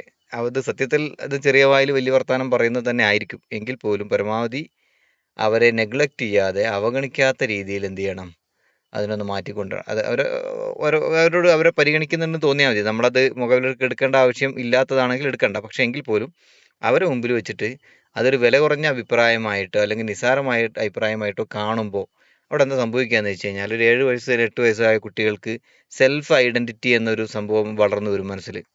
അതായത് ഞാൻ ഒരു വ്യക്തിയാണ്. എനിക്ക് എൻ്റെ കാര്യങ്ങൾ ഞാൻ സ്വന്തം ചെയ്തോളാം. അല്ലെ, നിങ്ങൾക്ക് കുട്ടികളുണ്ടെങ്കിൽ നിങ്ങൾക്കറിയാം. ഇപ്പം ചിലപ്പോൾ ഒരു LKG പഠിക്കുന്ന സമയത്ത് നമ്മളായിരിക്കും അവർക്ക് ഡ്രസ്സ് ഇട്ട് കൊടുത്തിട്ടുണ്ടാകുക, യൂണിഫോം ഇട്ട് കൊടുക്കുക, പുസ്തകം എടുത്ത് കൊടുക്കുക. പക്ഷേ ഒരു 1-ാം ക്ലാസ്സിലോ 2-ാം ക്ലാസ്സിലോ എത്തുമ്പോൾ അവരുടെ യൂണിഫോം എടുത്ത് നമ്മൾ ഇട്ട് കൊടുക്കാൻ നിന്ന് കഴിഞ്ഞാൽ അവർ സമ്മതിക്കില്ല. ഞാൻ ചെയ്തോളാം എന്ന് പറയും. അല്ലേ? അല്ലേ, അങ്ങനെയല്ലേ? അവർക്ക് എന്താ ഞാൻ ഒറ്റക്ക് കഴിച്ചോളാം, ഞാൻ ഒറ്റക്ക് എടുത്തോളാം, ഞാൻ ഒറ്റക്ക് കുടിച്ചോളാം. എന്താ ഈ ഒറ്റക്ക് എന്ന് പറയാൻ കാരണം? അത് അവർക്കറിയാം, അവരൊരു പേഴ്സണാലിറ്റി ആയിട്ട് ഒരു പേഴ്സണായിട്ട് വളർന്നിട്ടുണ്ട്, മാറിക്കൊണ്ടിരിക്കുകയാണെന്ന് അവർക്ക് ഫീൽ ചെയ്യുന്നുണ്ട്. അപ്പോൾ അതിനർത്ഥം അവരൊരു സെൽഫാണ്, ഒരു സെൽഫ് ഇൻഡിവിജ്വലായിട്ട് മാറുകയാണ്, ഒരു ഇൻഡിവിജ്വലായിട്ട് മാറുന്നു. അപ്പോൾ അവർക്ക് ഇൻഡിവിജ്വൽ ആകുമ്പോൾ അവരുടെ വ്യക്തിപരമായ അഭിപ്രായങ്ങൾ ഉണ്ടാവും. അവർ പറയുമ്പോൾ നമ്മളതിനെ മുഖവിലക്കെടുക്കാതെ നെഗ്ലക്റ്റ് ചെയ്ത് കഴിഞ്ഞാൽ സ്വാഭാവികമായിട്ടും അവർക്കത് നല്ല ഫീല് വരും. അപ്പോൾ അത് ഞാൻ പറഞ്ഞു വന്നത് ഇത്രയേ ഉള്ളൂ. ഒരു ചെറിയ കുട്ടിയാണെങ്കിൽ പോലും അതിനെ ആ ഒരു രീതിയിൽ ബഹുമാനിക്കുക, റെസ്പെക്റ്റ് ചെയ്യുക എന്നുള്ളത് ഒരു ഫാമിലി കൗൺസിലിങ്ങിൽ ഫാമിലി മെമ്പേഴ്സിൻ്റെ ഇടയിലൊക്കെ വളരെ പ്രധാനപ്പെട്ടതാണ്. എല്ലാവരുടെയും ഇടയിൽ പ്രധാനപ്പെട്ടതാണ്, ഫാമിലിയിൽ പ്രത്യേകിച്ച്. മക്കളുടെ കാര്യത്തിലാവുമ്പോൾ കേട്ടോ. കാരണം അല്ലെങ്കിൽ മക്കൾ എന്താണെന്ന് വെച്ച് കഴിഞ്ഞാൽ പിന്നെ നമ്മളെ ഒരു നെഗറ്റീവായിട്ട് കണ്ടു കളയും. എൻ്റെ അഭിപ്രായങ്ങൾക്ക് വിലയില്ല, അല്ലെങ്കിൽ എന്നെ ഒന്നിനും പറ്റൂല എന്ന രീതിയിലേക്കൊക്കെ നെഗറ്റീവായിട്ട് അവർക്ക് സെൽഫ് എസ്റ്റീം ഇല്ലാണ്ടായി പോകും.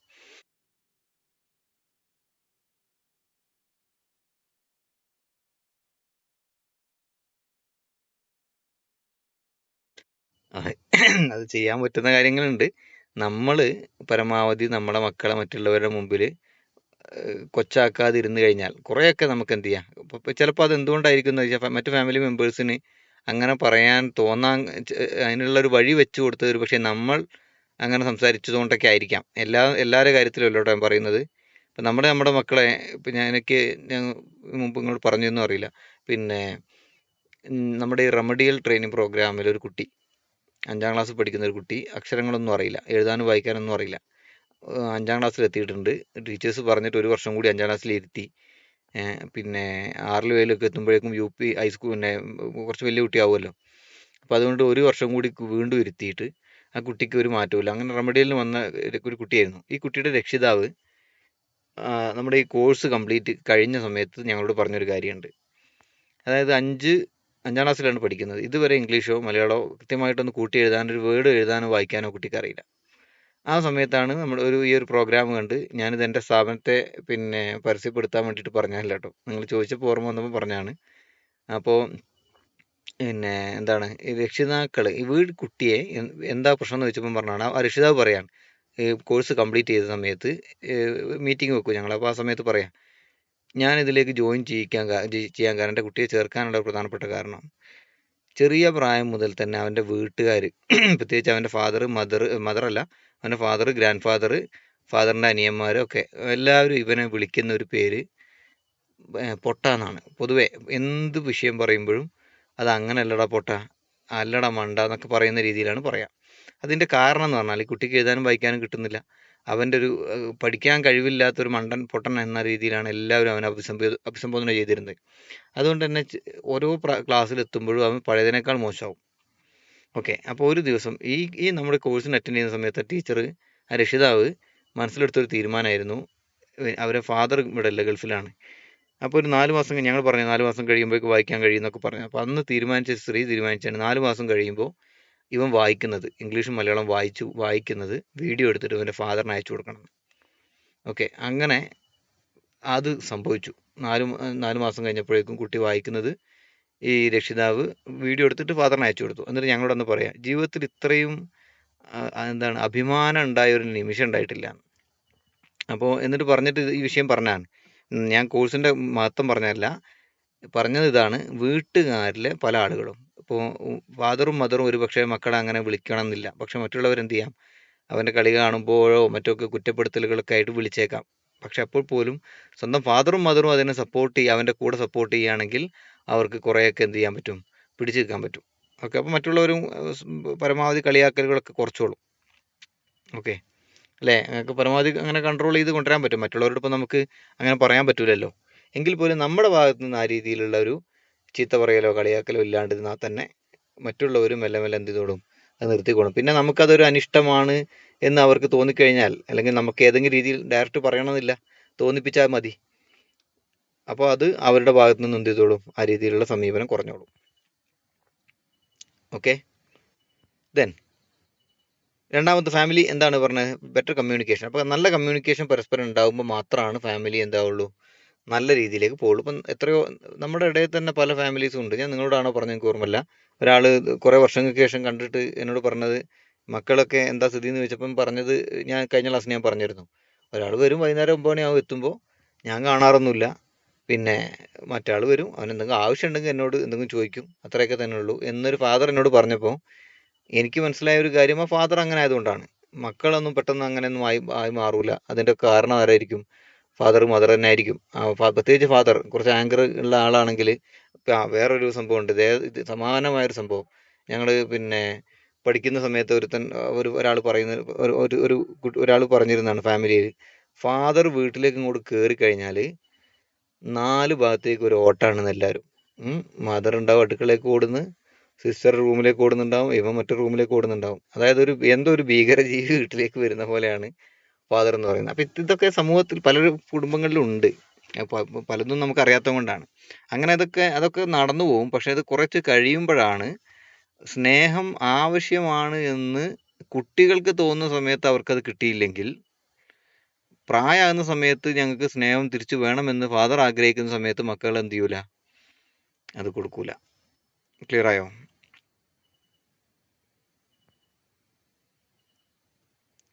ക്ലിയർ ആണോ?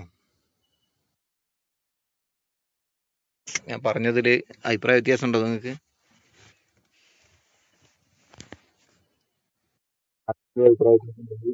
പറയാം. ഓക്കെ. ആരും ചിലരൊന്നും മിണ്ടുന്നില്ല കേട്ടോ. നിങ്ങൾ കുറച്ച് ആളുകളൊക്കെ മൈക്കൊക്കെ ഒന്ന് ഓൺ ചെയ്തിട്ട് എന്തെങ്കിലുമൊക്കെ അഭിപ്രായം പറയണേ.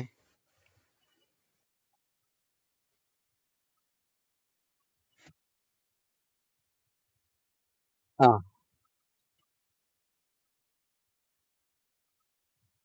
അദ്ദേഹം വളർന്നു വന്ന സാഹചര്യം ആകാം. പക്ഷെ അദ്ദേഹം വളർന്നു വന്ന സാഹചര്യം അത്ര എല്ലാം തോന്നുന്നു. നമുക്ക് അറിയുന്ന ഒരു ഫാമിലിയാണത്.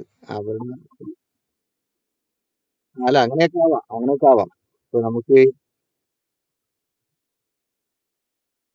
ഇപ്പൊ അങ്ങനെയൊന്നും ഇല്ല. അല്ല, അതെ അതെ. പക്ഷെ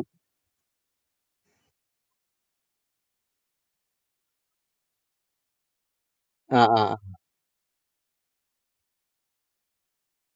ആ ആ ആ ആ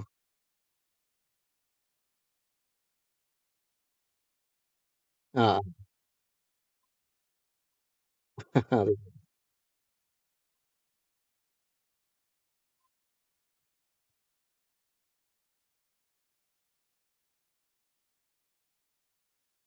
ആ ആ ആ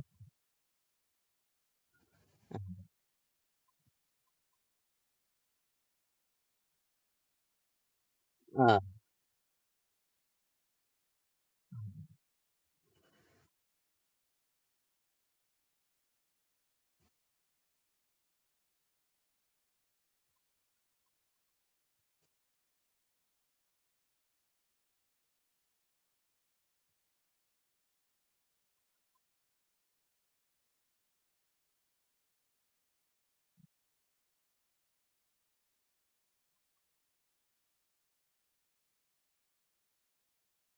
ഓക്കെ ഓക്കെ.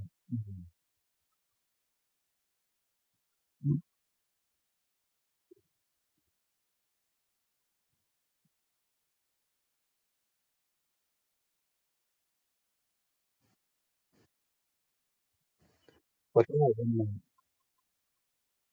ഉം. പക്ഷെ ഒരു കാര്യമുണ്ട്. പിന്നെ ഒരു സമൂഹം നമുക്ക് കുറച്ച് ഇപ്പൊ നമ്മളൊരു ഒരു സമയമാകുമ്പോൾ നമുക്ക് ഒരു പക്ഷേ ഇത് മനസ്സിലാവും, എങ്ങനെ ഇതിനൊക്കെ ആയിരിക്കും ചെയ്തത് എന്നുള്ളത്. പക്ഷെ അത് എല്ലാവർക്കും ഉൾക്കൊള്ളണം എന്നില്ല. അവർക്ക് കിട്ടിയതേ തിരിച്ചു കൊടുക്കുള്ളൂ എന്ന് ചിന്തിക്കുന്ന ആളുകൾ ഉണ്ടാവും. അങ്ങനെ വരുമ്പോഴാണ് പരസ്പരം കമ്മ്യൂണിക്കേഷൻ നടക്കാതെ വരിക.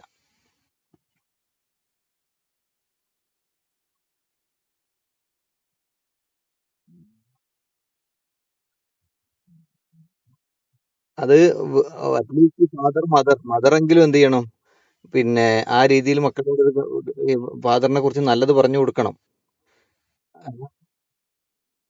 അല്ലെങ്കിൽ അല്ലെങ്കിൽ ഫാദർ മദറിനെ കുറിച്ച് നല്ലത് പറഞ്ഞു കൊടുക്കണം. അങ്ങനെ അങ്ങോട്ടും ഇങ്ങോട്ടും. ഇത് രണ്ടും ഇല്ലാതെ വരുമ്പോൾ പ്രശ്നമാണ്. ഇതെന്ന് പറഞ്ഞാൽ മക്കള് പിന്നെ ഫാദർ വരുമ്പോഴും ഫാദറിന്റെ മോശമാണ് കേൾക്കുന്നത്.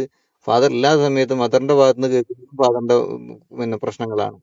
ചെറിയ പ്രായത്തില് സത്യം എന്താണ് ശരി എന്താണ് തെറ്റെന്ന് തിരിച്ചറിയാൻ പറ്റാത്ത പ്രായത്തില് അവർക്ക് കേൾക്കുന്നത് തന്നെ ആയിരിക്കും ശരി. ഓക്കെ.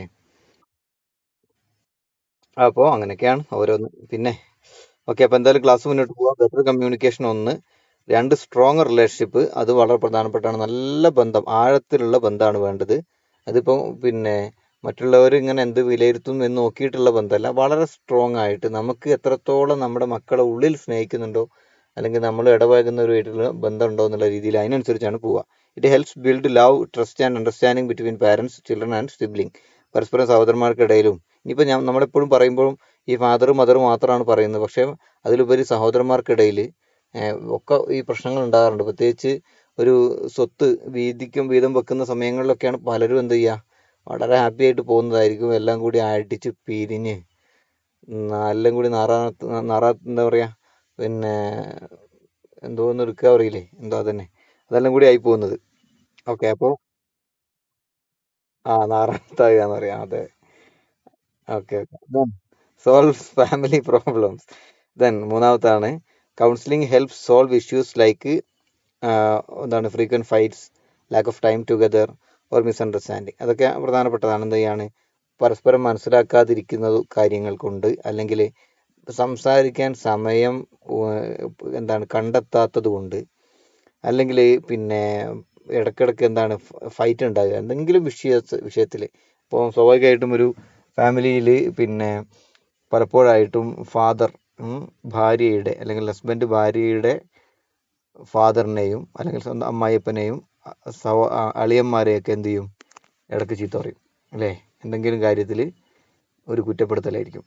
അത് കേൾക്കുന്നത് ആർക്കും ഇഷ്ടമുണ്ടാവില്ല, ഭാര്യയ്ക്ക് ഇഷ്ടമുണ്ടാവില്ല. എന്തൊക്കെ പറഞ്ഞാലും മറ്റൊരാൾ തീരെ ഭാര്യയ്ക്ക് ഒരു പക്ഷേ സ്വന്തം ഫാദറിനെ ആങ്ങളമാരെയൊന്നും വലിയ ഇഷ്ടമൊന്നും ഉണ്ടാവില്ല. എങ്കിൽ പോലും വേറൊരാൾ കുറ്റം പറയുന്നത്, പ്രത്യേകിച്ച് ഭർത്താവ് കുറ്റം പറയുന്നത്, ആ ഒരു അഭിമാന പ്രശ്നമായിട്ടാണ് എടുക്കുക. അത് ഭയങ്കര ഇമോഷണലായി കളയും. അപ്പം പരസ്പരം അങ്ങോട്ടും ഇങ്ങോട്ടും പിന്നെ സ്വന്തം ഭർത്താവിൻ്റെ മദർ, ഭർത്താവിൻ്റെ ഫാദർ, ഭർത്താവിൻ്റെ സഹോദരന്മാർ, അങ്ങനെ ഉണ്ടല്ലോ, എല്ലാ വിഷയങ്ങളും ഉണ്ടാവും. അപ്പം അങ്ങോട്ടും ഇങ്ങോട്ടും പരസ്പരം കാര്യമായ രീതിയിൽ ഫൈറ്റിങ്ങൾ ഉണ്ടാകാറുണ്ട്. ഓക്കെ, അപ്പം അത് ചിലപ്പോൾ ഞാൻ മുമ്പ് ഇവിടെ വായിച്ചതായിട്ട് ഓർമ്മ. എന്താണ്, ഒരാൾ ചോദിക്കുകയാണ് ഗുരുവിനോട്, പിന്നെ എന്താണ് ചോദിക്കുന്നത്, ഗുരുവേ എനിക്ക് എൻ്റെ കുറവുകൾ, കുറ്റങ്ങൾ എന്തൊക്കെയാണ് എന്ന് എനിക്ക് എങ്ങനെയാണ് ഗുരുവെ മനസ്സിലാകുക എന്ന് ചോദിക്കുന്നുണ്ട്. ഞാൻ എങ്ങനെ മനസ്സിലാക്കുന്നു?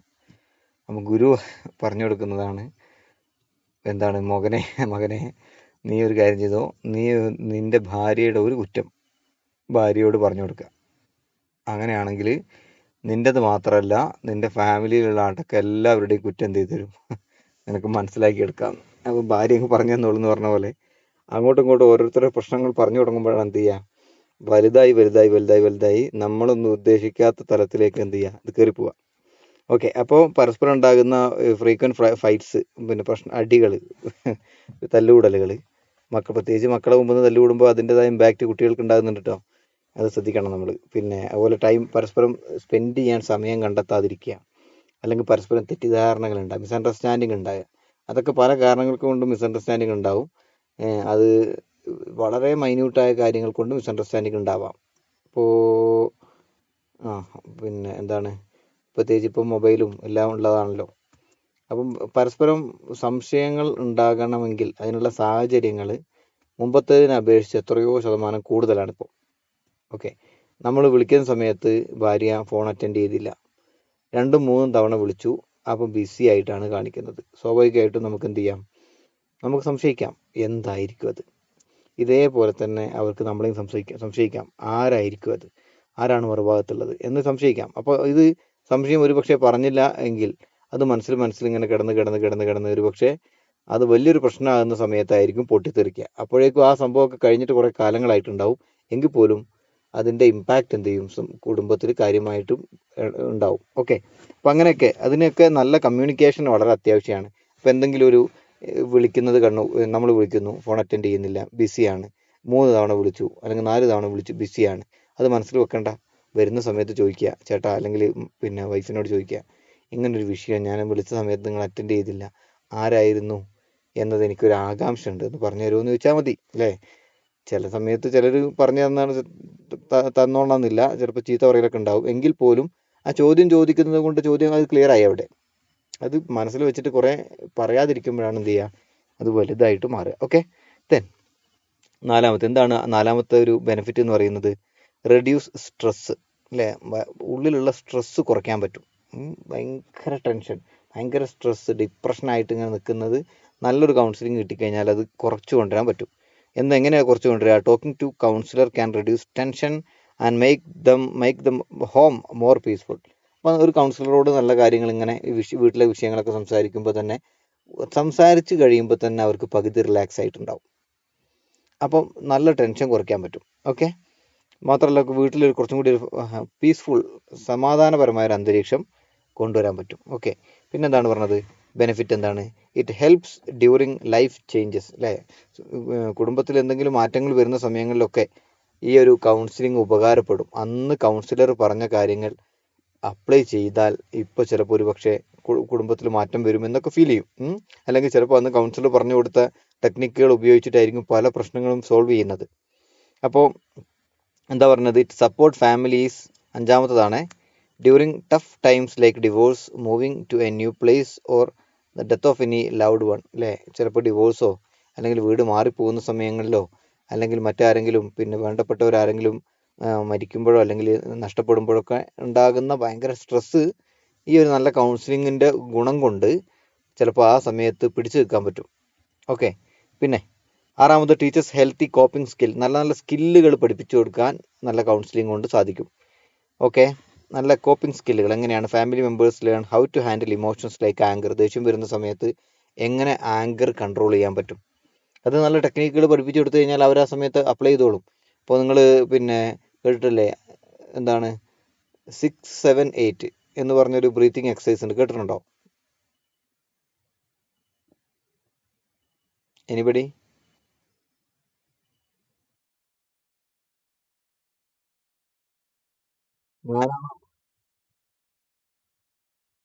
ഞാനാണോ പറഞ്ഞത്? ഞാനാണോ പറഞ്ഞത് അതോ ആശുപ മിസ് ആണോ?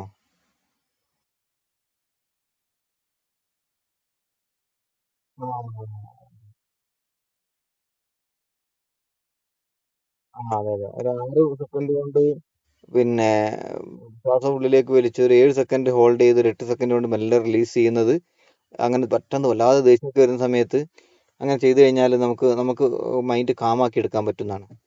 ഓക്കെ. അപ്പം അതുപോലെയുള്ള പ്രശ്നങ്ങൾ വരുന്ന സമയത്ത് ആരോഗ്യകരമായ രീതിയിലുള്ള പിന്നെ ടെക്നിക്കുകൾ പഠിപ്പിച്ച് നല്ലൊരു കൗൺസിലർ പഠിപ്പിച്ചു കൊടുത്തു കഴിഞ്ഞാൽ അത്തരം ക്രിട്ടിക്കൽ സന്ദർഭങ്ങളിൽ എന്ത് ചെയ്തോളും, അവരത് അപ്ലൈ ചെയ്തോളും. ഓക്കെ. ദെൻ പിന്നെന്താണ് പറഞ്ഞത്? Improve parenting. Parents can learn better ways to guide and support their children. നല്ല മക്കളെ വളർത്തുന്ന സമയത്ത് പാരൻസിന് ഇടയ്ക്കിടയ്ക്ക് ഒരു ഗൈഡൻസ് ഒക്കെ കിട്ടിയാൽ നല്ലതാണ്. കാരണം ചിലപ്പോൾ നമ്മൾ ഉദ്ദേശിക്കുന്ന പോലെ നമ്മൾ ചിലപ്പോൾ വലിയ കൗൺസിലർ ആയിരിക്കാം, അല്ലെങ്കിൽ നമുക്ക് വലിയ എഡ്യൂക്കേറ്റഡ് ആയിരിക്കാം, നമ്മൾ സുപ്രീം കോർട്ട് വക്കീലായിരിക്കാം, അല്ലെങ്കിൽ ജഡ്ജി തന്നെ ആയിരിക്കാം, പിന്നെ വലിയ ഡോക്ടർ ആയിരിക്കാം, എന്തോ ആയിരിക്കാം. പക്ഷേ എങ്കിൽ പോലും ഒരു എക്സ്പേർട്ടായ ഒരു കൗൺസിലറുടെ ഭാഗത്ത് നിന്ന് കിട്ടുന്ന കുറച്ച് നല്ല ടിപ്പുകൾ അത് ജീവിതത്തിൽ അപ്ലൈ ചെയ്ത് കഴിഞ്ഞാൽ ചിലപ്പോൾ ഒരു പക്ഷേ നമ്മൾ പ്രതീക്ഷിക്കാത്ത മാറ്റം കുട്ടികളിലൊക്കെ കാണാൻ പറ്റും. ഓക്കെ. അപ്പം കുട്ടികളെ വളർത്തുന്ന സമയത്ത് ഞാൻ നേരത്തെ പറഞ്ഞതല്ലോ, ഒരു 7 വയസ്സ് മുതൽ ഒരു 12 വയസ്സ് വരെയൊക്കെയുള്ള സമയം ഒരു സ്വഭാവ രൂപീകരണത്തിൻ്റെ സമയമാണ്. ആ സമയത്ത് കുട്ടികൾക്ക് എങ്ങനെയാണ് ഒരു മാതാവ് ക്യാരിയിങ് ഉള്ള സമയത്ത്, എന്താണ് പ്രഗ്നൻസി പീരീഡിൽ ഒരു മദർ അനുഭവിക്കുന്ന വിഷമങ്ങൾ എന്തൊക്കെയാണ്, എങ്ങനെയാണ് മക്കളെ പിന്നെ എന്താണ് എന്താണ് പ്രസവിക്കുന്നതും വളർത്തുന്നതും, ഇത്തരം കാര്യങ്ങളൊക്കെ എല്ലാം വിശദീകരിച്ച് പറഞ്ഞു കൊടുക്കണം എന്നല്ല, അതിനൊക്കെ ഒരു മിതമായ ശൈലിയുണ്ട്. അവർക്ക് ഫാദറിൻ്റെ അധ്വാനം എന്താണ്, എങ്ങനെയാണ് ഒരു രൂപ, ഒരു 10 രൂപ ഫാദർ ഉണ്ടാക്കുന്നത് എന്നൊക്കെ ഉള്ളതൊക്കെ ഈ ഒരു സമയത്ത് മക്കളെ പറഞ്ഞ് ബോധ്യപ്പെടുത്തി കൊടുത്തു കഴിഞ്ഞാൽ കുറേ അത് അവർ മൈൻഡിൽ നിന്നോളും. ഓക്കെ. അപ്പോൾ അതൊക്കെ ഒരു വലുതായിട്ട് മനസ്സിലായിക്കോളും എന്ന് വിചാരിച്ചിട്ട് എന്ത് ചെയ്യണ്ട, വിട്ട് കളയാതിരിക്കുന്നതാണ് നല്ലത്. കുറച്ചൊക്കെ എന്ത് ചെയ്യണം, സമയത്ത് സ്വഭാവ രൂപീകരണം വരുന്ന സമയത്തൊന്ന് പറഞ്ഞ് മനസ്സിലാക്കി കൊടുക്കുന്നത് നല്ലതാണ്. അപ്പോൾ അതുകൊണ്ട് തന്നെ അവർക്ക് നല്ല രീതിയിൽ ബെറ്റർ ഒരു പാരൻറ്റിങ് നമുക്ക് നടത്തി കൊടുക്കാൻ പറ്റും.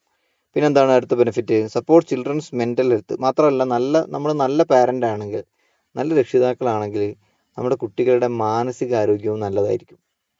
ഓക്കെ, നേരെ മറിച്ച് ഇപ്പോൾ ഞങ്ങളുടെ നാട്ടിൽ തന്നെ ഞാൻ സ്വന്തം സ്ഥലമല്ല, കുറച്ചപ്പുറത്തായിട്ട് ഒരു പെൺകുട്ടി ആത്മഹത്യ ചെയ്തു. അപ്പോൾ ആത്മഹത്യ ചെയ്തതിൻ്റെ കാരണം, നല്ലൊരു കുട്ടി 10ാം ക്ലാസ്സിലൊക്കെ ഏകദേശം ഒരു ഫുൾ A+ ഒക്കെ ഉണ്ടായിരുന്നു എന്നാണ് എനിക്ക് തോന്നുന്നത്. +1 പഠിക്കുന്ന സമയത്താണ് കുട്ടി ആത്മഹത്യ ചെയ്തത്. വളരെ ഞെട്ടിച്ച ഒരു സംഭവമായിരുന്നു അത്. ഞെട്ടിക്കുക എന്ന് പറഞ്ഞു കഴിഞ്ഞാൽ അത്ര പ്രയാസം ഉണ്ടായിപ്പോയി മനസ്സിന്. എന്താ കാരണം എന്ന് വെച്ച് കഴിഞ്ഞാൽ, ഈ കുട്ടിയുടെ ഫാദർ അത്യാവശ്യം നന്നായിട്ട് മദ്യപിക്കുന്ന ആളാണ്. അപ്പോൾ കുട്ടി മരിച്ചതിന് ശേഷമാണ് അവരെ ഫാമിലിൻ്റെ ഉള്ളിൽ ഇത്രയും നീറുന്ന പ്രശ്നങ്ങൾ ഉണ്ടായിരുന്നു എന്നുള്ള പുറം ലോകം അറിഞ്ഞത്. അപ്പോൾ ഒരു ദിവസം ഈ കുട്ടി സ്കൂൾ വിട്ട് വരുന്ന സമയത്ത് ഫ്രണ്ടിലിരുന്നിട്ട് ഉമ്മറത്തിരുന്നിട്ട് അദ്ദേഹവും അയാളുടെ സുഹൃത്തും മദ്യപിച്ചുകൊണ്ടിരിക്കുകയാണ്. ഓക്കെ, അപ്പോൾ കുട്ടി കയറി വരുന്ന സമയത്ത് മദ്യപിക്കുന്നത് കണ്ടിട്ട് എന്തോ പറഞ്ഞു, ഇവിടുന്ന് എഴുന്നേൽക്കാനോ അല്ലെങ്കിൽ വീടിൻ്റെ മുമ്പിൽ നിന്ന് എന്തിനാ കള്ളു കുടിക്കുന്നതെന്ന് എന്തോ ചോദിച്ചതാണെന്ന് തോന്നുന്നു കുട്ടി. അതിൽ മറ്റേയാളുടെ മുമ്പിൽ വെച്ചിട്ട് ഫാദർ എന്തോ ചീത്ത പറഞ്ഞു, വളരെ മോശമായിട്ട് എന്തോ പറഞ്ഞെന്നും അതിനെ മറ്റേയാൾ സപ്പോർട്ട് ചെയ്തിട്ട് എന്തോ തിരിച്ചു പറഞ്ഞെന്നുമാണ് സംഭവിച്ചത്. ഈ കുട്ടി നേരെ അകത്തേക്ക് പോയി ഡൈനിങ് ഹാളിൽ ബാഗ് വെച്ച് അവളുടെ റൂമിലേക്ക് കയറി. പിന്നെ ഒന്നുമില്ല, നേരെ പോകുന്നു, ആരോടൊന്നും സംസാരിച്ചില്ല, നേരെ പോയിട്ട് എന്ത് ചെയ്യുന്നു, ഫാനിൽ കെട്ടി തൂങ്ങി മരിക്കുന്നു. ഇത് ഭയങ്കര ഒരു വിഷമമുണ്ടാക്കിയ സംഭവമാണ്. അപ്പോൾ ഇത്രയേ ഉള്ളൂ, അവരെ നെഗ്ലക്റ്റ് ചെയ്യുന്നു, അവർക്ക് വേണ്ടത് വീട്ടിൽ നിന്ന് കിട്ടാതിരിക്കുകയാണ്. അത് നമ്മുടെ രക്ഷിതാക്കൾ എന്ത് ചെയ്യേണ്ടതുണ്ട്, കാര്യമായി ശ്രദ്ധിക്കേണ്ട ഒരു കാര്യം തന്നെയാണ്. നമ്മൾ എത്രത്തോളം പോസിറ്റീവാണോ, നമ്മൾ എത്രത്തോളം നല്ല രീതിയിലാണോ, അതിനനുസരിച്ചായിരിക്കും നമ്മുടെ മക്കളുടെ മെൻ്റൽ ഹെൽത്ത് ഡെവലപ്പ് ചെയ്തു വരുന്നത്. ഓക്കെ, അവരെ പരമാവധി സപ്പോർട്ട് ചെയ്യുക. എല്ലാ സപ്പോർട്ട് ചെയ്യാൻ മീൻസ് അവർ ചെയ്യുന്ന തെറ്റിന് സപ്പോർട്ട് ചെയ്യാന്നല്ല, ചെറിയ നല്ല ചെറിയ പോസിറ്റീവ് കാര്യം ചെയ്താൽ പോലും മക്കളെ വളരെ വലിയ രീതിയിൽ നന്നായിട്ട് അപ്രീഷിയേറ്റ് ചെയ്ത് കഴിഞ്ഞാൽ അവരുടെ ഉള്ളിലുള്ള ഈ കഴിവുകൾ അവർക്ക് ഡെവലപ്പ് ചെയ്ത് കൊണ്ടുവരാൻ പറ്റും. ഓക്കെ, അപ്പോൾ ഞാൻ ഈ അടുത്തൊരു വീഡിയോ കണ്ടിരുന്നു. ഒരു മദർ സ്വന്തം കുട്ടിയെ കായിക അഭ്യാസങ്ങൾ പ്രാക്ടീസ് ചെയ്യിപ്പിക്കുന്നത്, കുട്ടിയെടുത്ത് ചാടുന്നതും മറയുന്നതൊക്കെ ആയിട്ട് ഇങ്ങനെ വീഡിയോ എടുക്കുന്നതാണ്, സപ്പോർട്ട് ചെയ്യുന്നതാണ്. അപ്പോൾ അപകടം പിടിച്ച പരിപാടിയാണ് എങ്കിൽ പോലും അവരുടെ ചെറിയ ചെറിയ കാര്യങ്ങളെ പരമാവധി സപ്പോർട്ട് ചെയ്ത് അവരുടെ ഉള്ളിലുള്ള സ്കില്ല് ഡെവലപ്പ് ചെയ്ത് കൊടുക്കാൻ രക്ഷിതാക്കൾ തന്നെ തയ്യാറായി വന്നു കഴിഞ്ഞാൽ അത് ആ കുട്ടികൾക്ക് നല്ല രീതിയിലുള്ള മാറ്റം ഉണ്ടാവും. ഓക്കെ, അപ്പോൾ അവരുടെ മെൻ്റൽ ഹെൽത്ത് ഡെവലപ്പ് ചെയ്യാൻ രക്ഷിതാക്കളുടെ ഭാഗത്തു നിന്ന് നല്ല എന്ത് ചെയ്യണം, സപ്പോർട്ട് വേണം. Children feel more safe and hear അല്ലേ, which help their emotion and mental wellbeing. അവർ വളരെ അവരുടെ ഒരു മാനസികാരോഗ്യം ഡെവലപ്പ് ചെയ്യണമെന്ന് അവരെ ബോധ്യപ്പെടുത്തി കൊടുക്കുക. നല്ല പോസിറ്റീവ് കാര്യങ്ങൾ പറയാം. കൂടെ എപ്പോഴും നെഗറ്റീവ് പറയുന്നതിന് പകരം പോസിറ്റീവ് കാര്യങ്ങൾ പറയാം. ഇപ്പോൾ ഞാൻ താമരശ്ശേരി ഗവൺമെൻറ് ഹോസ്പിറ്റലിന് മുമ്പിൽ നിങ്ങളോട് ഞാൻ പറഞ്ഞിരുന്നു, അവിടെ ഒരു ബോർഡ് കണ്ട കാര്യം ഇല്ല എന്ന് വിചാരിക്കുന്നു. ഞാനൊരു ഒറ്റ കാര്യം പറയുന്നു, നമുക്ക് സമയമായിട്ടുണ്ട്. താമരശ്ശേരി ഗവൺമെൻറ് ഹോസ്പിറ്റലിൽ ഞാനൊരു ദിവസം പോയ സമയത്ത് അവിടെ ചെറിയൊരു ഗാർഡൻ സെറ്റ് ചെയ്തിട്ടുണ്ട്. ഞാൻ ആ ഗാർഡനിലൊരു ബോർഡ് കണ്ടു. അതെനിക്ക് സത്യത്തിൽ ഭയങ്കര സന്തോഷമായി കണ്ടപ്പോൾ. ആ ബോർഡിൽ എഴുതി എന്താണെന്ന് വെച്ച് കഴിഞ്ഞാൽ, ഈ ഗാർഡൻ, ഈ പൂന്തോട്ടം ഇത്ര മനോഹരമാക്കി നിലനിർത്തിയ താങ്കൾക്ക് നന്ദി. ഓക്കെ, ഞാനാണ് ഇത് കാണുന്നത്. ഞാനൊരു ദിവസം ഞാൻ ജസ്റ്റ് അതിൻ്റെ മുമ്പിലേക്ക് പോകുന്നു. എൻ്റെ കയ്യിൽ എന്തോ ചെറിയ കടലയോ പോപ്കോൺ എന്തോ ഉണ്ട്. ഞാനത് കഴിച്ചുകൊണ്ടിരിക്കുകയാണ്. സൈഡിൽ ഇങ്ങനെ ഒരു ചെയർ ഇട്ടുണ്ട്. ഒരു സന്ധ്യാസമയമാണ്. അപ്പം ഞാൻ പെട്ടെന്നത് സ്വാഭാവികമായിട്ട് നമ്മുടെ പേപ്പർ നമ്മൾ അവിടെ ഇവിടെ അലക്ഷ്യമായിട്ട് വലിച്ചെറിയുന്നതാണ് അല്ലേ. അവിടെ ഡസ്റ്റ്ബിൻ ഒന്നും കാര്യമായിട്ട് കണ്ടില്ല. പെട്ടെന്നാണ് ഞാനിത് വായിക്കുന്നത്. സത്യത്തിൽ എനിക്കൊരു അഭിമാനം തോന്നി. എന്താ അഭിമാനം? അത് വളരെ പോസിറ്റീവ് വാക്കാണ് അല്ലേ. അവിടെ പകരം എന്താണ് സ്വാഭാവികമായിട്ട് എഴുതി വെക്കുക? ആ വാക്ക് എഴുതുന്നതിന് പകരം എന്തായിരിക്കും എഴുതി വെക്കുക? ഇവിടെ വേസ്റ്റ് ഇടരുത്, ഇവിടെ പേപ്പർ വലിച്ചെറിയരുത്, ഇവിടെ തുപ്പരുത് എന്നൊക്കെയാണ് എഴുതി വെക്കുക. ഒക്കെ ശരിയാണ്, നോ എന്ന് തന്നെയാണ് അത് ഉദ്ദേശിക്കുന്നത്. പക്ഷേ അങ്ങനെ വരുമ്പോൾ സ്വാഭാവികമായിട്ടും നമുക്കത് അനുസരിക്കാൻ നമുക്ക് ഉള്ളിൽ എന്തോ ഒരു താല്പര്യക്കുറവുണ്ടാവും. നോ എന്ന് പറയുന്നത് അനുസരിക്കാതിരിക്കണം എന്നതാണ് പൊതുവേ നമ്മളൊക്കെ എന്ത് ചെയ്യുക, ചിന്തിക്കുക. നിങ്ങളുടെ മക്കളോട് നിങ്ങൾ വേണമെങ്കിൽ ഒരു കാര്യം ചെയ്തോ, വീട്ടിലേക്ക് കയറി വരുന്ന സമയത്ത് ഒരു കയറ് കെട്ടുക, സിറ്റ് ഔട്ടിലൊരു കയറ് കെട്ടിയിട്ട് പറയാം, ഇത് ചാടിക്കിടക്കരുത് എന്ന് പറഞ്ഞിട്ടൊരു ബോർഡ്, ഒരു ചെറിയൊരു സ്റ്റാപ്പിൾ ചെയ്ത് വെക്കുക, ഒരു പേപ്പറിൽ എഴുതിയിട്ട്. എന്താ മക്കൾ ചെയ്യുക? എന്തായാലും ചെയ്യും അല്ലേ? അവർ ചാടിയിട്ട് തന്നെ കിടക്കും. അത് ഒരു തവണ ആയിരിക്കൂല, ഒരു തവണ ചാടും. എന്താ ഇപ്പൊ ചാടി കിടക്കരുത് എന്ന് പറയാൻ കാരണം എന്ന് പറഞ്ഞിട്ട് ഒന്ന് ചാടും. ഒന്നും സംഭവിച്ചില്ലല്ലോ, തിരിച്ച് അങ്ങോട്ട് പിന്നെയും ചാടും. പിന്നെയും ചാടിക്കും, എന്താ ഇപ്പൊ ഒരു പ്രശ്നവുമില്ല, ഒന്നും സംഭവിച്ചിട്ടില്ല, പിന്നെ എന്തിനാ ഇപ്പൊ ചാടണ്ട പറഞ്ഞ് അടുത്ത മൂന്നാമത്തെ ചാടം പിന്നെയും ചാടും. ഇപ്പൊ നോ എന്ന് പറയുന്നത് ചെയ്യാനായിരിക്കും പൊതുവെ എല്ലാവർക്കും ഇഷ്ടം. പക്ഷേ ഞാൻ അവിടെ കണ്ട വാക്കിൽ വളരെ ഒരു അഭിമാനം തോന്നിയത് ഇതാണ്. നമ്മളത് വായിക്കലോട് കൂടിയിട്ട് നമ്മളെ അപ്രീഷിയേറ്റ് ചെയ്യാണ് അല്ലേ? നമ്മളെ പുകഴ്ത്തുകയാണ്. എന്താണ്? നമ്മളെ അംഗീകരിക്കുകയാണ്. ഞാനത് ചെയ്തില്ല, അപ്പം ഞാനും കൂടി ആ പൂന്തോട്ടം അങ്ങനെ നിലനിർത്തിയതിൻ്റെ ഭാഗമായിട്ടുണ്ട് എന്ന് പറയുമ്പോൾ സ്വാഭാവികമായിട്ട് പിന്നെ എനിക്ക് ആ പേപ്പർ അവിടെ ഇടാൻ തോന്നൂല, ഒരിക്കലും തോന്നൂല. അപ്പം അതുപോലെ തന്നെയുള്ള രീതിയിൽ രക്ഷിതാക്കളുടെ ഭാഗത്ത് നിന്ന് മക്കളോട് ഉള്ള സമീപനത്തിൽ നല്ല പോസിറ്റീവായിട്ട് കൊണ്ടുവന്നു കഴിഞ്ഞാൽ കുട്ടിയുടെ ഭാഗത്ത് നല്ല പോസിറ്റീവ് എന്ത് ചെയ്യും, റിസൾട്ട് അല്ലെങ്കിൽ ഇമ്പാക്റ്റ് കിട്ടും. ഓക്കെ, അപ്പോൾ ഇതൊക്കെയാണ് പ്രധാനമായിട്ടും എന്ത് ചെയ്യുന്നത്, പിന്നെ ഫാമിലി കൗൺസിലിംഗ് കൊണ്ടുള്ള ബെനിഫിറ്റ് എന്ന് പറയുന്നത്. ക്ലിയർ ആയോ?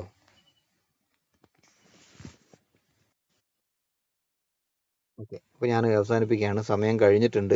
അപ്പോൾ ഇതിൻ്റെ ബാക്കി എന്ത് ചെയ്യാം, ഞാനിതിൻ്റെ നോട്ട് എന്തായാലും ഇന്ന് തന്നെ അയച്ചു തരാം. ഓക്കെ, ബാക്കി നമുക്ക് അടുത്ത ക്ലാസ്സിൽ ചർച്ച ചെയ്യുമ്പോൾ അതിൻ്റെ ഭാഗമായിട്ട് സ്പീഡിൽ ഒന്ന് പറഞ്ഞു പോവാം. ഓക്കെ.